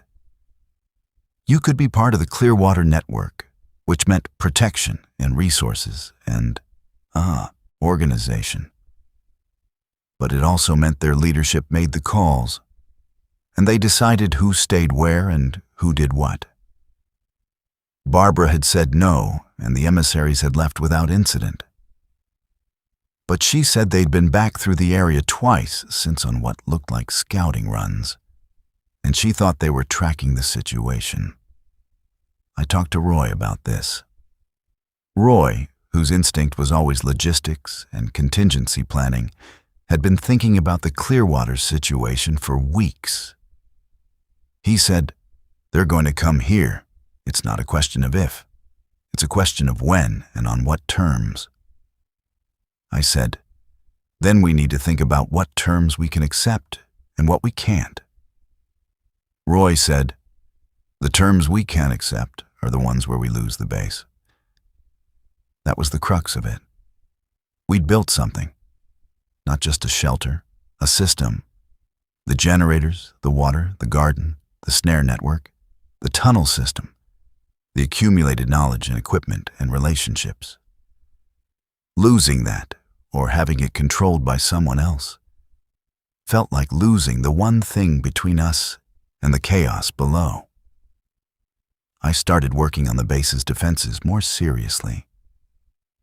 This is not something I'd done much of in the earlier months. The early defensive work was about concealment. Tripwire bells, surface hatch protocols, smoke discipline, hiding. Now I started thinking about what happened if hiding failed.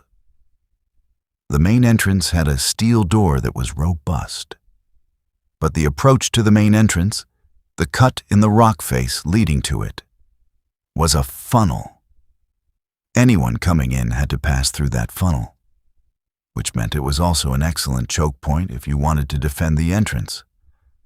I started planning emplacements, not weapons exactly, but structural features that would make the approach difficult and slow.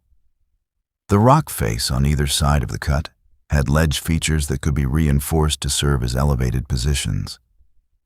I built up 2 of them over several weeks with stacked stone and salvaged timber, low profile enough not to be visible from more than 20 feet away. I also dug. The south slope, below the south door, had a long depression that ran parallel to the mountain face. Following Grant's suggestion, he'd been thinking tactically about the terrain in ways that surprised me for a wildlife biologist.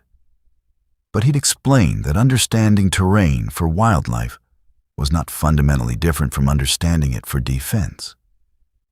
I widened the depression into a proper trench, concealed by the natural plant growth above. The trench ran from the south door along the slope for about 40 feet, connecting to a natural boulder cluster that provided cover. If we needed to move people between the south door and the boulder cluster, they could do it below ground level. Dennis and Floyd turned out to be genuinely useful in this work. Dennis had grown up on a ranch and knew a lot about practical construction and landscape modification.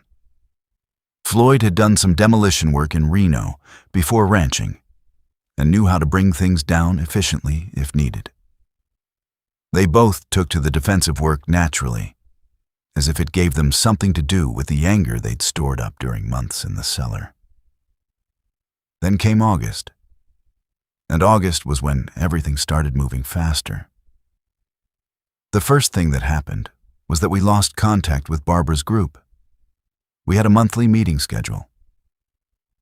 When she didn't appear at the August meeting point, we waited an extra day. Then Garrett and Grant drove to the mining camp. The camp was empty, not violently emptied. There was no sign of a firefight, no blood, nothing overturned, but systematically cleared. The generators were gone. The fuel stockpile was gone. The personal items that people keep, clothing, mementos, small things, gone. The bunkhouse was cleaned out. Garrett found a note under a rock by the main camp entrance. It was in Barbara's handwriting. It said, "Clearwater. Voluntary, more or less. If you're reading this, be careful. They know the area better than you think. B." That was all. The voluntary was doing a lot of work in that sentence. Grant was very quiet on the drive back. He said at one point, "She said she'd warned us." I said, "She did." We came back to the facility and told everyone. The conversation that followed was the hardest one we'd had in almost a year. Garrett said, "Clearwater will be up here soon." Paul said, "Not necessarily. Barbara's group moving voluntarily might satisfy whatever expansion goal they had in this region." Roy said, "Paul, stop." His voice was not harsh, just very flat and direct. Barbara's note said they know the area better than we think. She wrote that for a reason. She's telling us they know about us. Nobody had a good counter to that. The question became, Do we prepare to defend? Do we prepare to run? Or do we try to make contact on our own terms before they come to us? We voted, which we hadn't done on anything major before, and it was close. 5-4 to prepare a defense and attempt preemptive contact simultaneously. Dennis voted for running entirely. Floyd was the other run vote. Paul, surprisingly, voted for contact only with no defense escalation. His view was that fortifying the facility increased the likelihood that any contact became hostile. I voted for the simultaneous approach, and I kept my voice even while doing it. And then I went to the generator bay and stood there for a while with my hands on the old machine's casing, feeling the vibration of it running, and thought about what we'd built. Everything that had gone into this place. The labor and the care and the incremental improvements and the people. I decided I wasn't going to give it up without exhausting every option. September came, and the strange evening movements returned, more frequent than they'd been since the previous fall. Grant's observation posts were tracking them consistently. The directed groups were coming further up the mountain before dispersing, getting within a quarter-mile of the facility entrance on 2 occasions. Then something new happened. Grant came to me one evening after his observation shift with a look on his face that I'd learned to read as controlled concern, which on Grant was equivalent to anyone else running and yelling.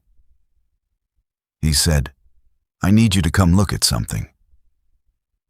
We went to the north observation post, which was a natural depression in the rock with a log laid across it that you could lean against while watching the lower terrain. Grant pointed to the lower mountain without the binoculars first, just the bare landscape in the last of the evening light. There was a group of infected on the mining track, about 1.5 miles down. I counted 15 of them. And at the front, the different moving one, whose behavior I'd come to recognize by now. Head moving, responsive to terrain, choosing paths. I put the binoculars on it. Its face was wrong, not just wrong in the way all of them were wrong. Slack, eyes without engagement, whatever it was that made them what they were. This one's face had something else going on. There was something on it. Attached to it. A device of some kind, fixed to the head. I couldn't make out the detail in the low light, but it was mechanical. Small. Strapped somehow. I handed the binoculars to Grant without saying anything. He looked for a long time. Then he lowered the binoculars, and he said, in the quietest voice I'd ever heard from him, "Someone put that on it." Whatever was directing these movements wasn't a biological variant. Or not just that. Someone had found a way to interface with the infected. To steer them. We came back to the facility and I called everyone together. I told them what we'd seen. The reaction was varied, but the room had a particular quality to it that I recognized. It was the quality of people who've just had a hypothesis they've been hoping was wrong confirmed. Paul sat very still for about 30 seconds. Then he said, "That changes the picture significantly." Roy said, "It means whoever is doing this has resources. Technology, knowledge about the infection that we don't." I said, "It also means they've known approximately where we are for months. They've been probing the mountain with directed groups, probably trying to locate the exact position of the facility." Grant said, "And they haven't been able to, which means the facility is still invisible to them at this range." Garrett said, "So we have time." Dennis said, "How much time?" I said, "I don't know. Enough to think about this properly. Not infinite." We sat with that. The next morning, I sent Garrett and Grant south toward the valley on a specific mission. I wanted them to get eyes on the Clearwater compound if possible, or at least on Clearwater activity in the valleys south and west of our position. I wanted to know if the directed infected technology was associated with them, or if it was a separate actor entirely. They were gone for 4 days, long enough that I started having trouble sleeping. They came back at the end of day 4, arriving at the south door after the second morning window, having been moving at night with Grant's ridge navigation skill and Garrett's knowledge of the terrain we'd been monitoring for a year. They sat at the table in the operations room, and I let them eat before asking anything. Then Garrett told it. Clearwater was real and large, and what Barbara's note had implied was accurate. They were organized and expanding, and they had resources. They'd established a compound near the river valley, using a combination of existing structures and new construction. And from the ridge above it, you could see a functional motor pool, solar panels, what looked like an agricultural area, and defensive perimeters. Garrett estimated 120 to 150 people. But the technology, the control devices on the infected, that wasn't Clearwater, or at least, Grant said, it wasn't coming from the direction of the Clearwater compound. The directed infected movements, when you tracked them from a regional perspective, were originating from the east, from a different area entirely, somewhere in the basin between the two mountain ranges, about 20 miles from our position and about 30 from Clearwater. Someone else, a third actor. Grant said he'd tried to get eyes on the eastern basin from a ridge above the Clearwater approach, and he'd seen lights there, structured lights, like a facility with power. He'd also seen a vehicle moving in that area at night, which was either very confident or very oblivious, and he'd seen, at significant distance and too far to be certain, what he thought might be some kind of antenna structure. We had Clearwater coming from the south and west. We had an unknown third party from the east who was using modified infected as a kind of mobile sensor network, probing the mountains for survivors or assets or whatever they were looking for. And we had a facility that had been hidden for almost a year and that we'd built into something worth protecting. October arrived. The timeline compressed. The first sign was sound. Vehicles on the old mining track below us. Not the slow occasional passage of a scouting vehicle, but multiple vehicles, moving with purpose. Grant confirmed from the observation post. 3 trucks moving up the mountain. Then a voice. Someone with a bullhorn, or something with a carrying power close to it, from maybe half a mile down the track. Attention. We know you're up here. We're not here to take anything. We'd like to talk. We'll stop at the flat section below the rock shelf and wait. The message repeated 3 times and then stopped. I looked around the room. Everyone was there. Everyone was watching me. I said, Clearwater. Roy said, maybe. Paul said, we can observe before we respond. I sent Grant and Garrett to the surface hatch with the binoculars. They reported back in 20 minutes. 3 trucks, approximately 8 people visible outside them, armed but not in a combat posture. 1 person with a handheld radio, a couple of people sitting on the truck's tailgates. The body language was deliberate, non-threat. Arms visible. Nobody moving toward the mountain. We watched them for 2 hours. They sat. Then Roy said, if we're going to talk to them, we should talk to them when we choose to and not when they've gotten tired of waiting and decided to come up anyway. He was right. I knew he was right. And I also knew that going out to talk to an unknown faction while we had a different, unknown, technology-equipped group probing our position from the east was not an ideal combination of simultaneous threats. but the logic was sound. Talk on your own terms, or have the terms chosen for you. I went out. I took Paul, who was the best talker among us and also the calmest. And I took Dennis, who was physically the most capable in a confrontation. We walked down the mining track in the morning light. The 3 trucks were parked exactly where the voice had said. The 8 people were there. Not Clearwater, or at least not what I'd imagined Clearwater to be. They were dressed practically, not uniformly. A mixed group. The person who came forward to meet us was a man in his 50s with a red beard going gray, wearing a canvas shirt and watching us with level eyes. His name was Alan Marsh. He said he was a representative from a group operating south of Battle Mountain, which confirmed the Clearwater origin. But the name he used for it was just the Basin Group. He said they'd known about us for approximately 5 months. He said they'd tracked our vehicle movements and figured out our general location by the activity patterns. He said they hadn't approached before because they'd had their hands full with other things and because we hadn't posed a threat. He said they were approaching now because the situation in the region was changing and they wanted to have a conversation before the changes made conversation more complicated.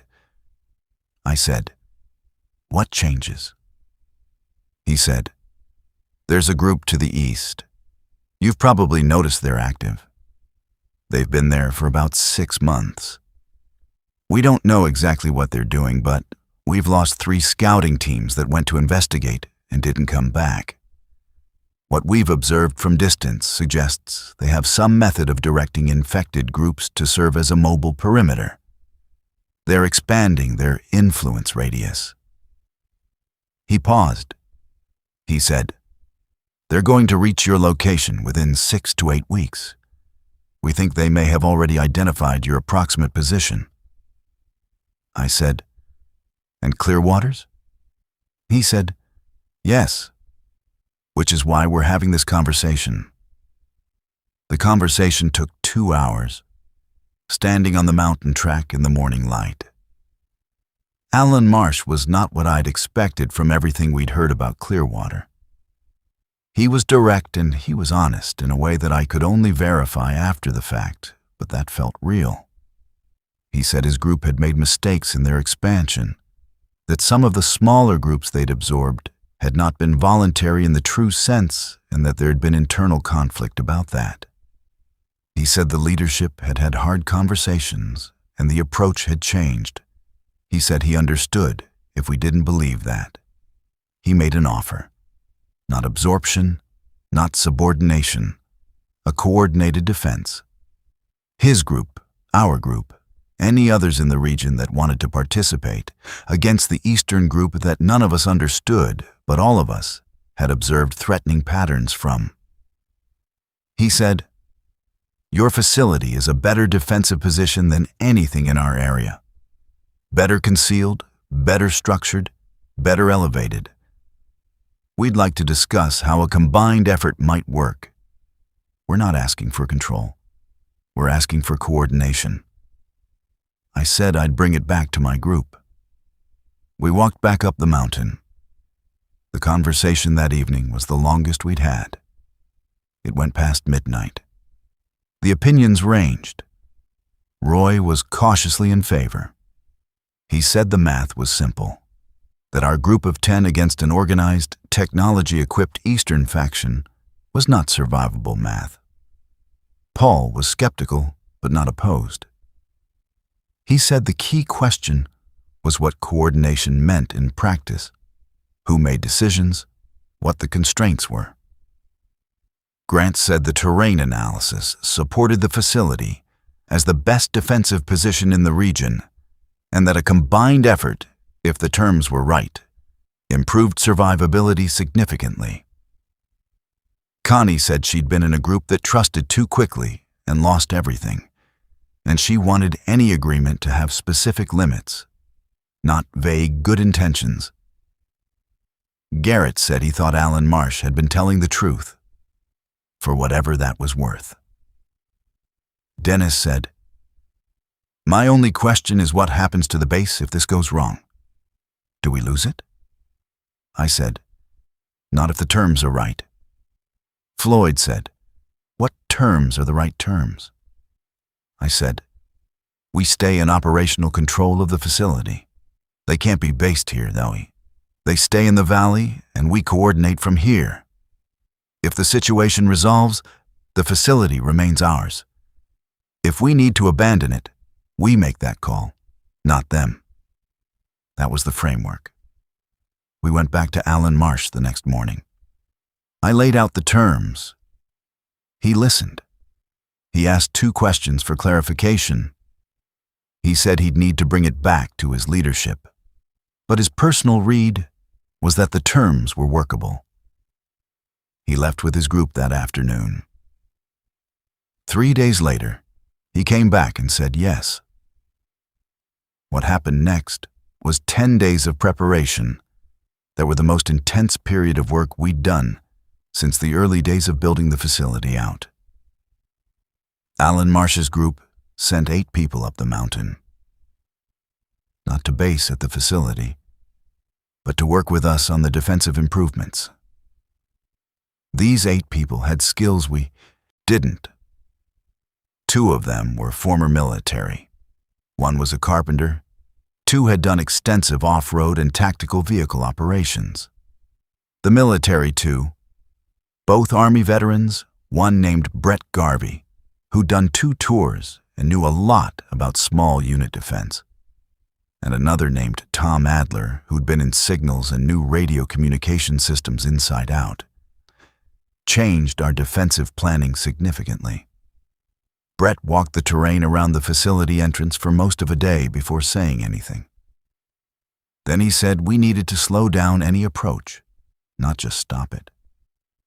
He said a determined group of people could breach the entrance if they had enough time at it.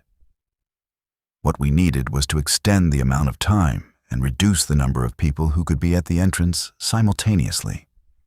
He suggested 2 rock emplacements on the ridgeline above the cut to the entrance, placed so that they couldn't be passed without being observed from above. He suggested a secondary barrier in the access cut itself, not blocking it, but forcing anyone to move through it single file for the last 30 feet. We built all of this. Tom Adler got our radio system working in a way it hadn't been before. We'd had short-range walkie-talkies. He set up a more robust communications network between the facility, the observation posts, and a relay point on the ridge that could exchange signals with the Clearwater Group's radio net in the valley, encrypted on a specific frequency. He was quiet and meticulous about it, and it was done in 2 days. Grant had been spending those same 10 days doing something else. He'd been trying to get closer to the Eastern Group's position, not to confront it, to observe. He went alone, which I wasn't happy about, and he was gone for 5 days. When he came back, he had notes and a face that had made some decisions. The Eastern Group had a facility too. Different from ours, they were in a converted industrial building in the basin, something left over from a mining support operation that had a large floor plan and what looked from the ridge above like serious power infrastructure. Solar panels and wind generation. The kind of setup that took significant resources and planning. And the infected perimeter. He'd gotten close enough to observe it from a ridge overlooking the basin. There were clusters of infected along the basin's access routes, moving in patterns that were clearly structured. He'd counted the ones with devices. Not all of them had them, maybe 1 in 15 or 20. And there were at least a dozen.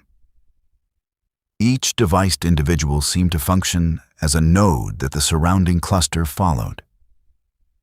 Remove the node, and the cluster would dissolve.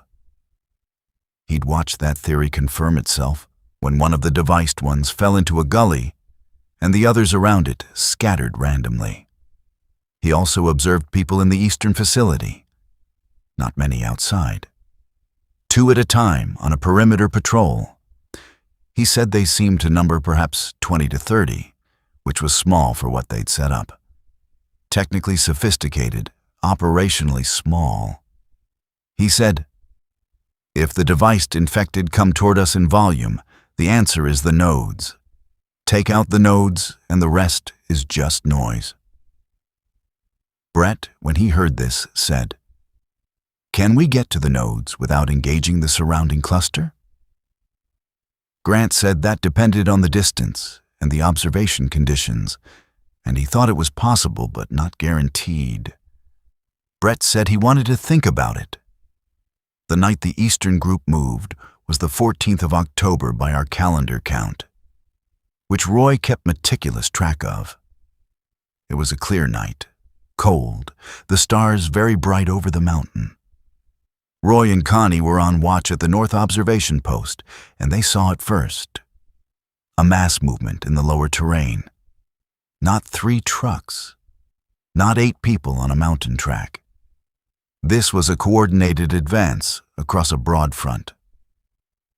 Roy got on the radio immediately.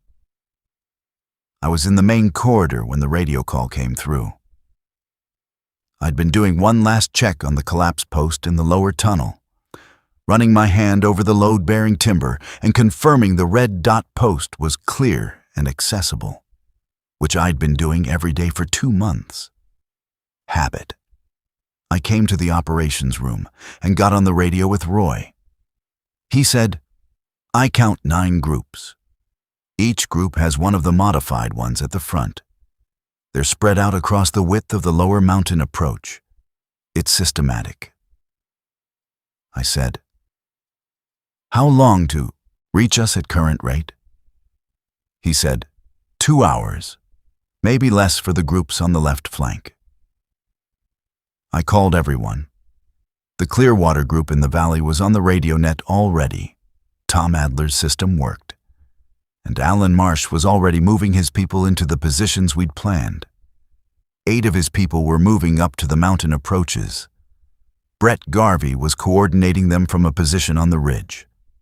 From inside the facility, I had Hector start the generators, both of them, not on the scheduled plan, but flat out, because we needed the power. Roy and Connie came down from the observation post. I got everyone accounted for. The 10 facility people plus Brett and Tom, who were inside now. Then I did something I hadn't discussed with everyone. I went through the lower tunnel to the south door, opened it carefully, and looked at the south slope. The south slope was quiet, but through the binoculars, at the bottom of the dry valley below, I could see vehicle headlights. Not infected. Vehicles. 3 trucks moving in from the south.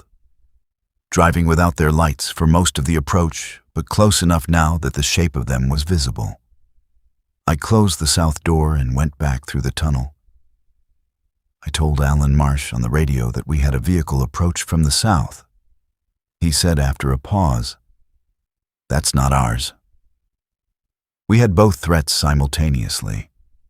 The eastern groups directed infected from the north and west, and the vehicle approach from the south. I gathered everyone in the operations room. I told them what was coming from both directions. I told them clearly. I didn't dress it up.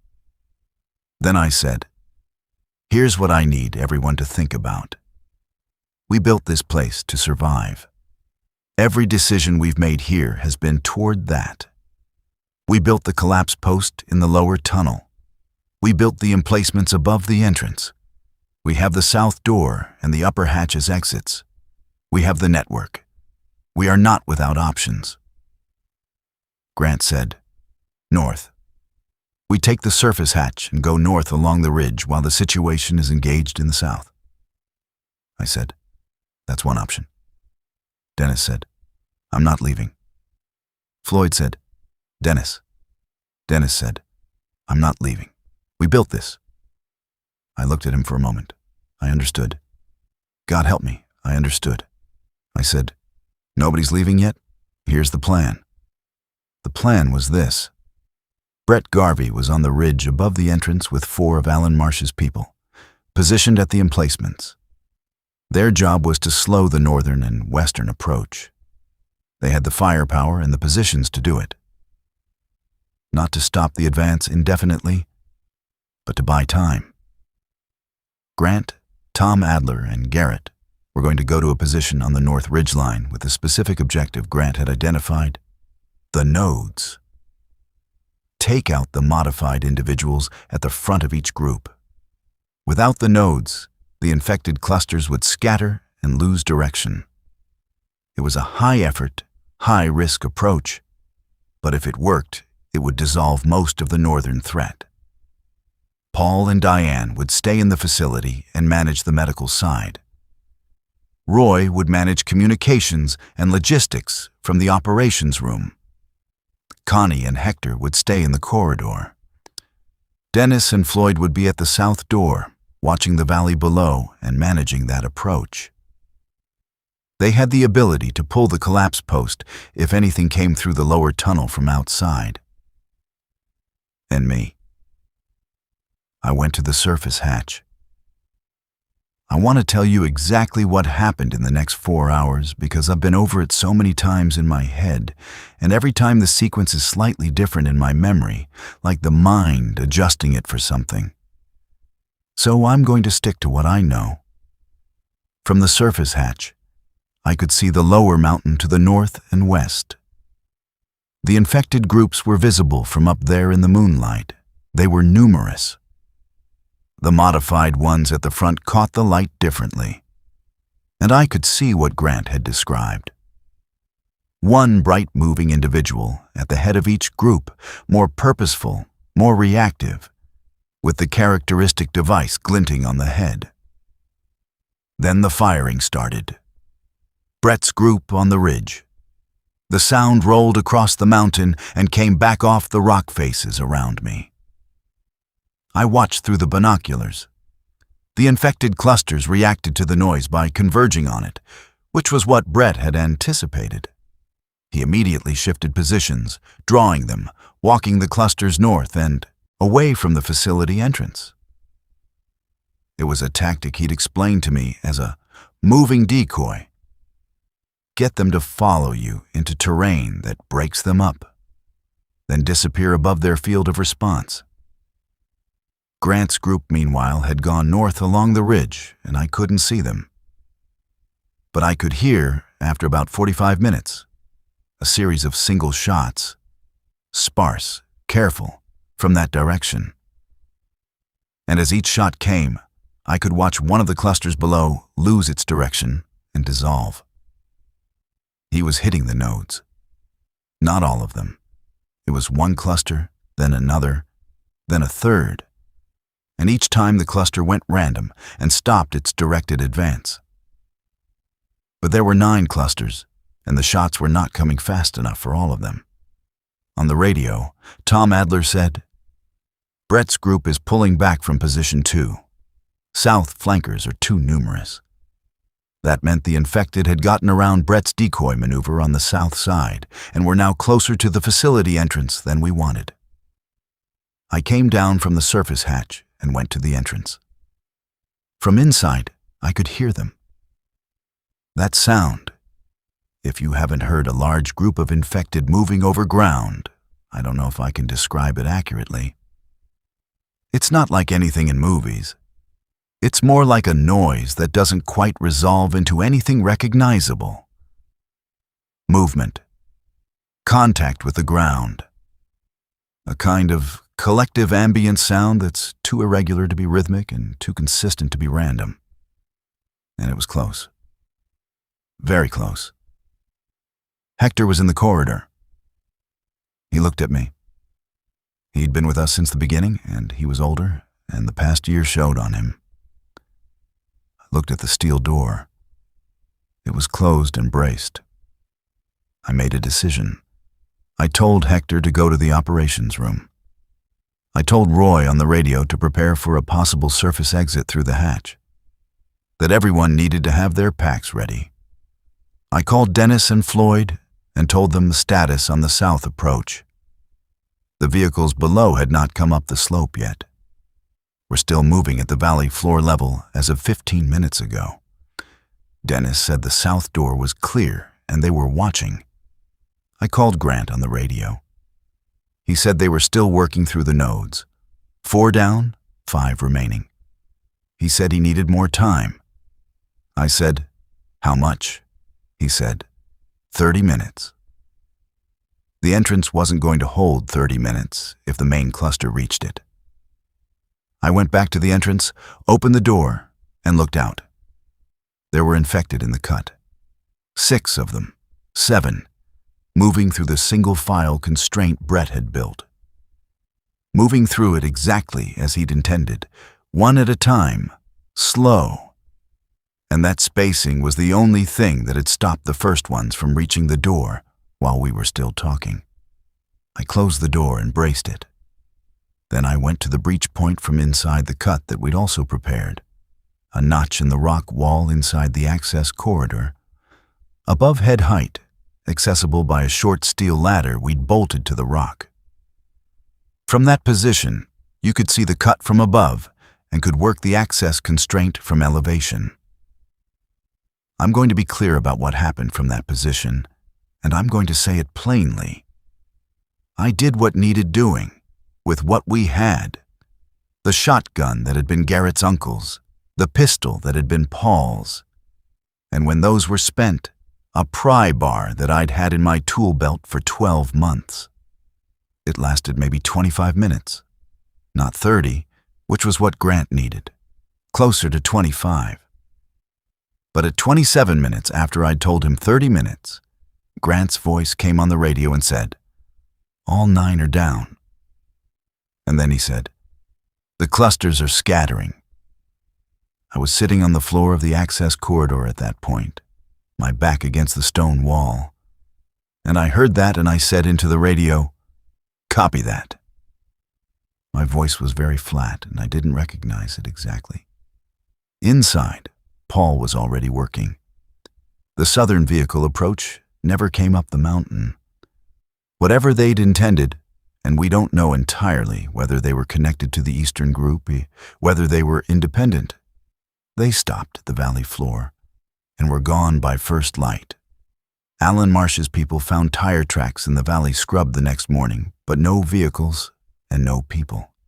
The eastern facility in the basin, Grant and Brett took a team there 2 days later, with support from Clearwater's people.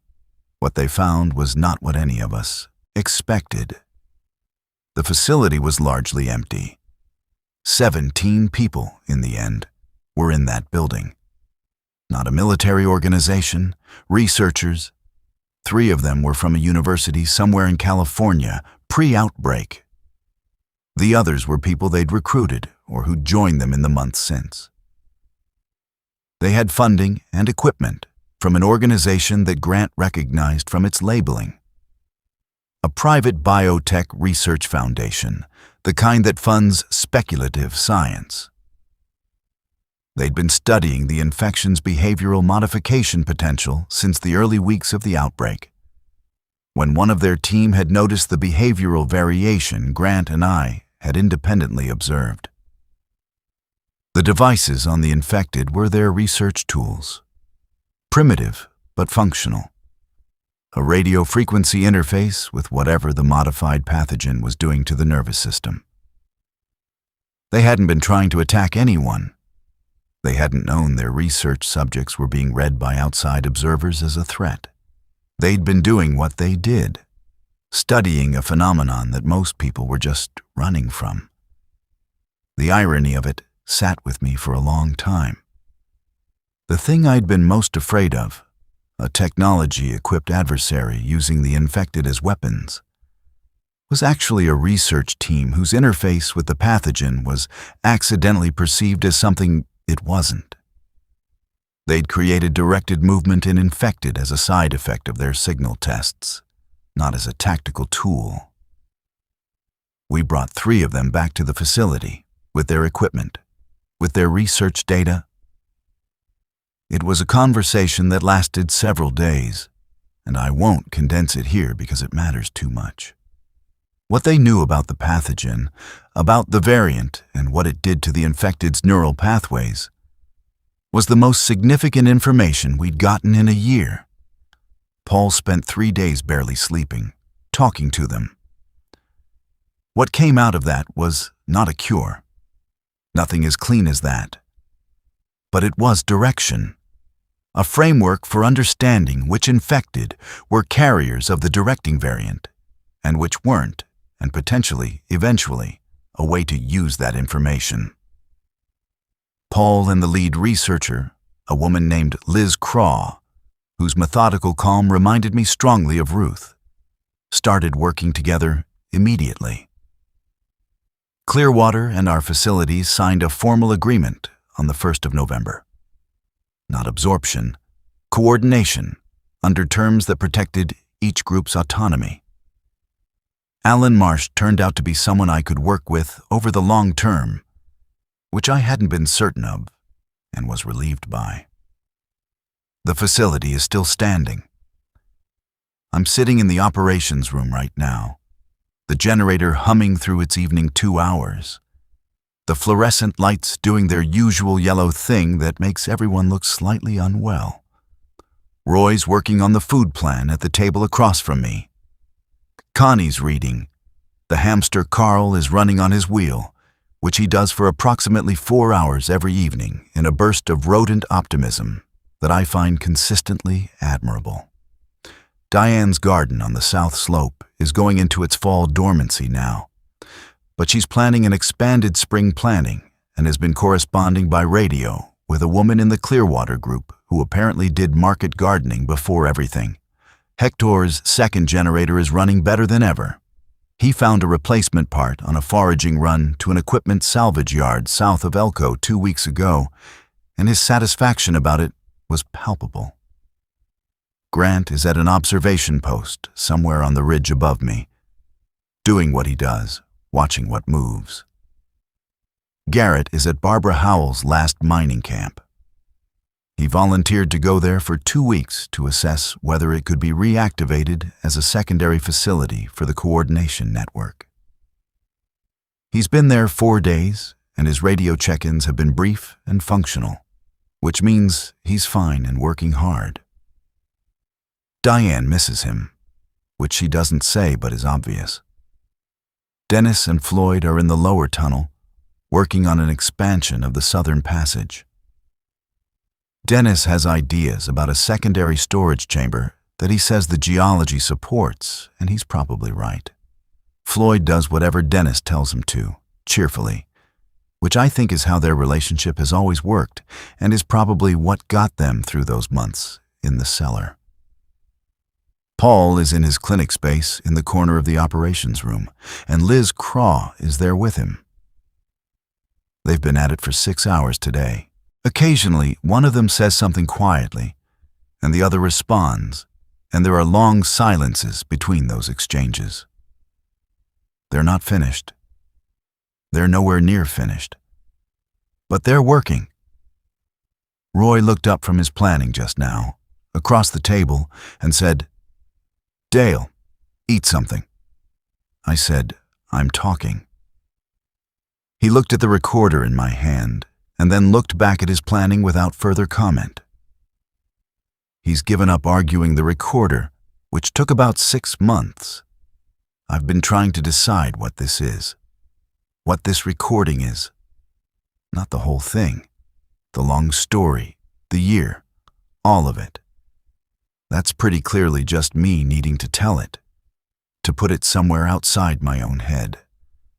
But what is the act of talking into a tape recorder in a bunker in the Nevada mountains, talking to nobody, explaining things nobody has asked me to explain? I think it's the same thing it's always been. Evidence. The engineer in me, I guess. Document what was built and why. So that if something happens to us, to all of us, to this place, to everything we've managed to hold together, there's at least a record that it happened. That we were here. That we thought carefully about what we were doing.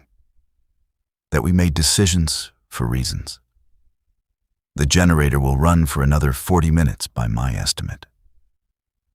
Then it'll cycle off and Roy will put out the lights and everybody will find their way to their bunks in the dark, which we can all do now without thinking about it.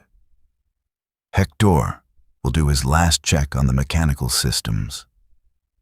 Grant will come in from the ridge sometime in the next hour, quiet as he always is, and hang up his jacket and eat whatever's left at the table without complaint. I'll check the collapse post, out of habit.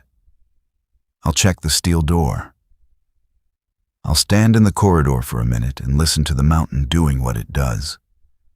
That deep nothing sound that isn't really nothing but is the bass line, the sound of rock and cold air, and the facility existing inside the earth.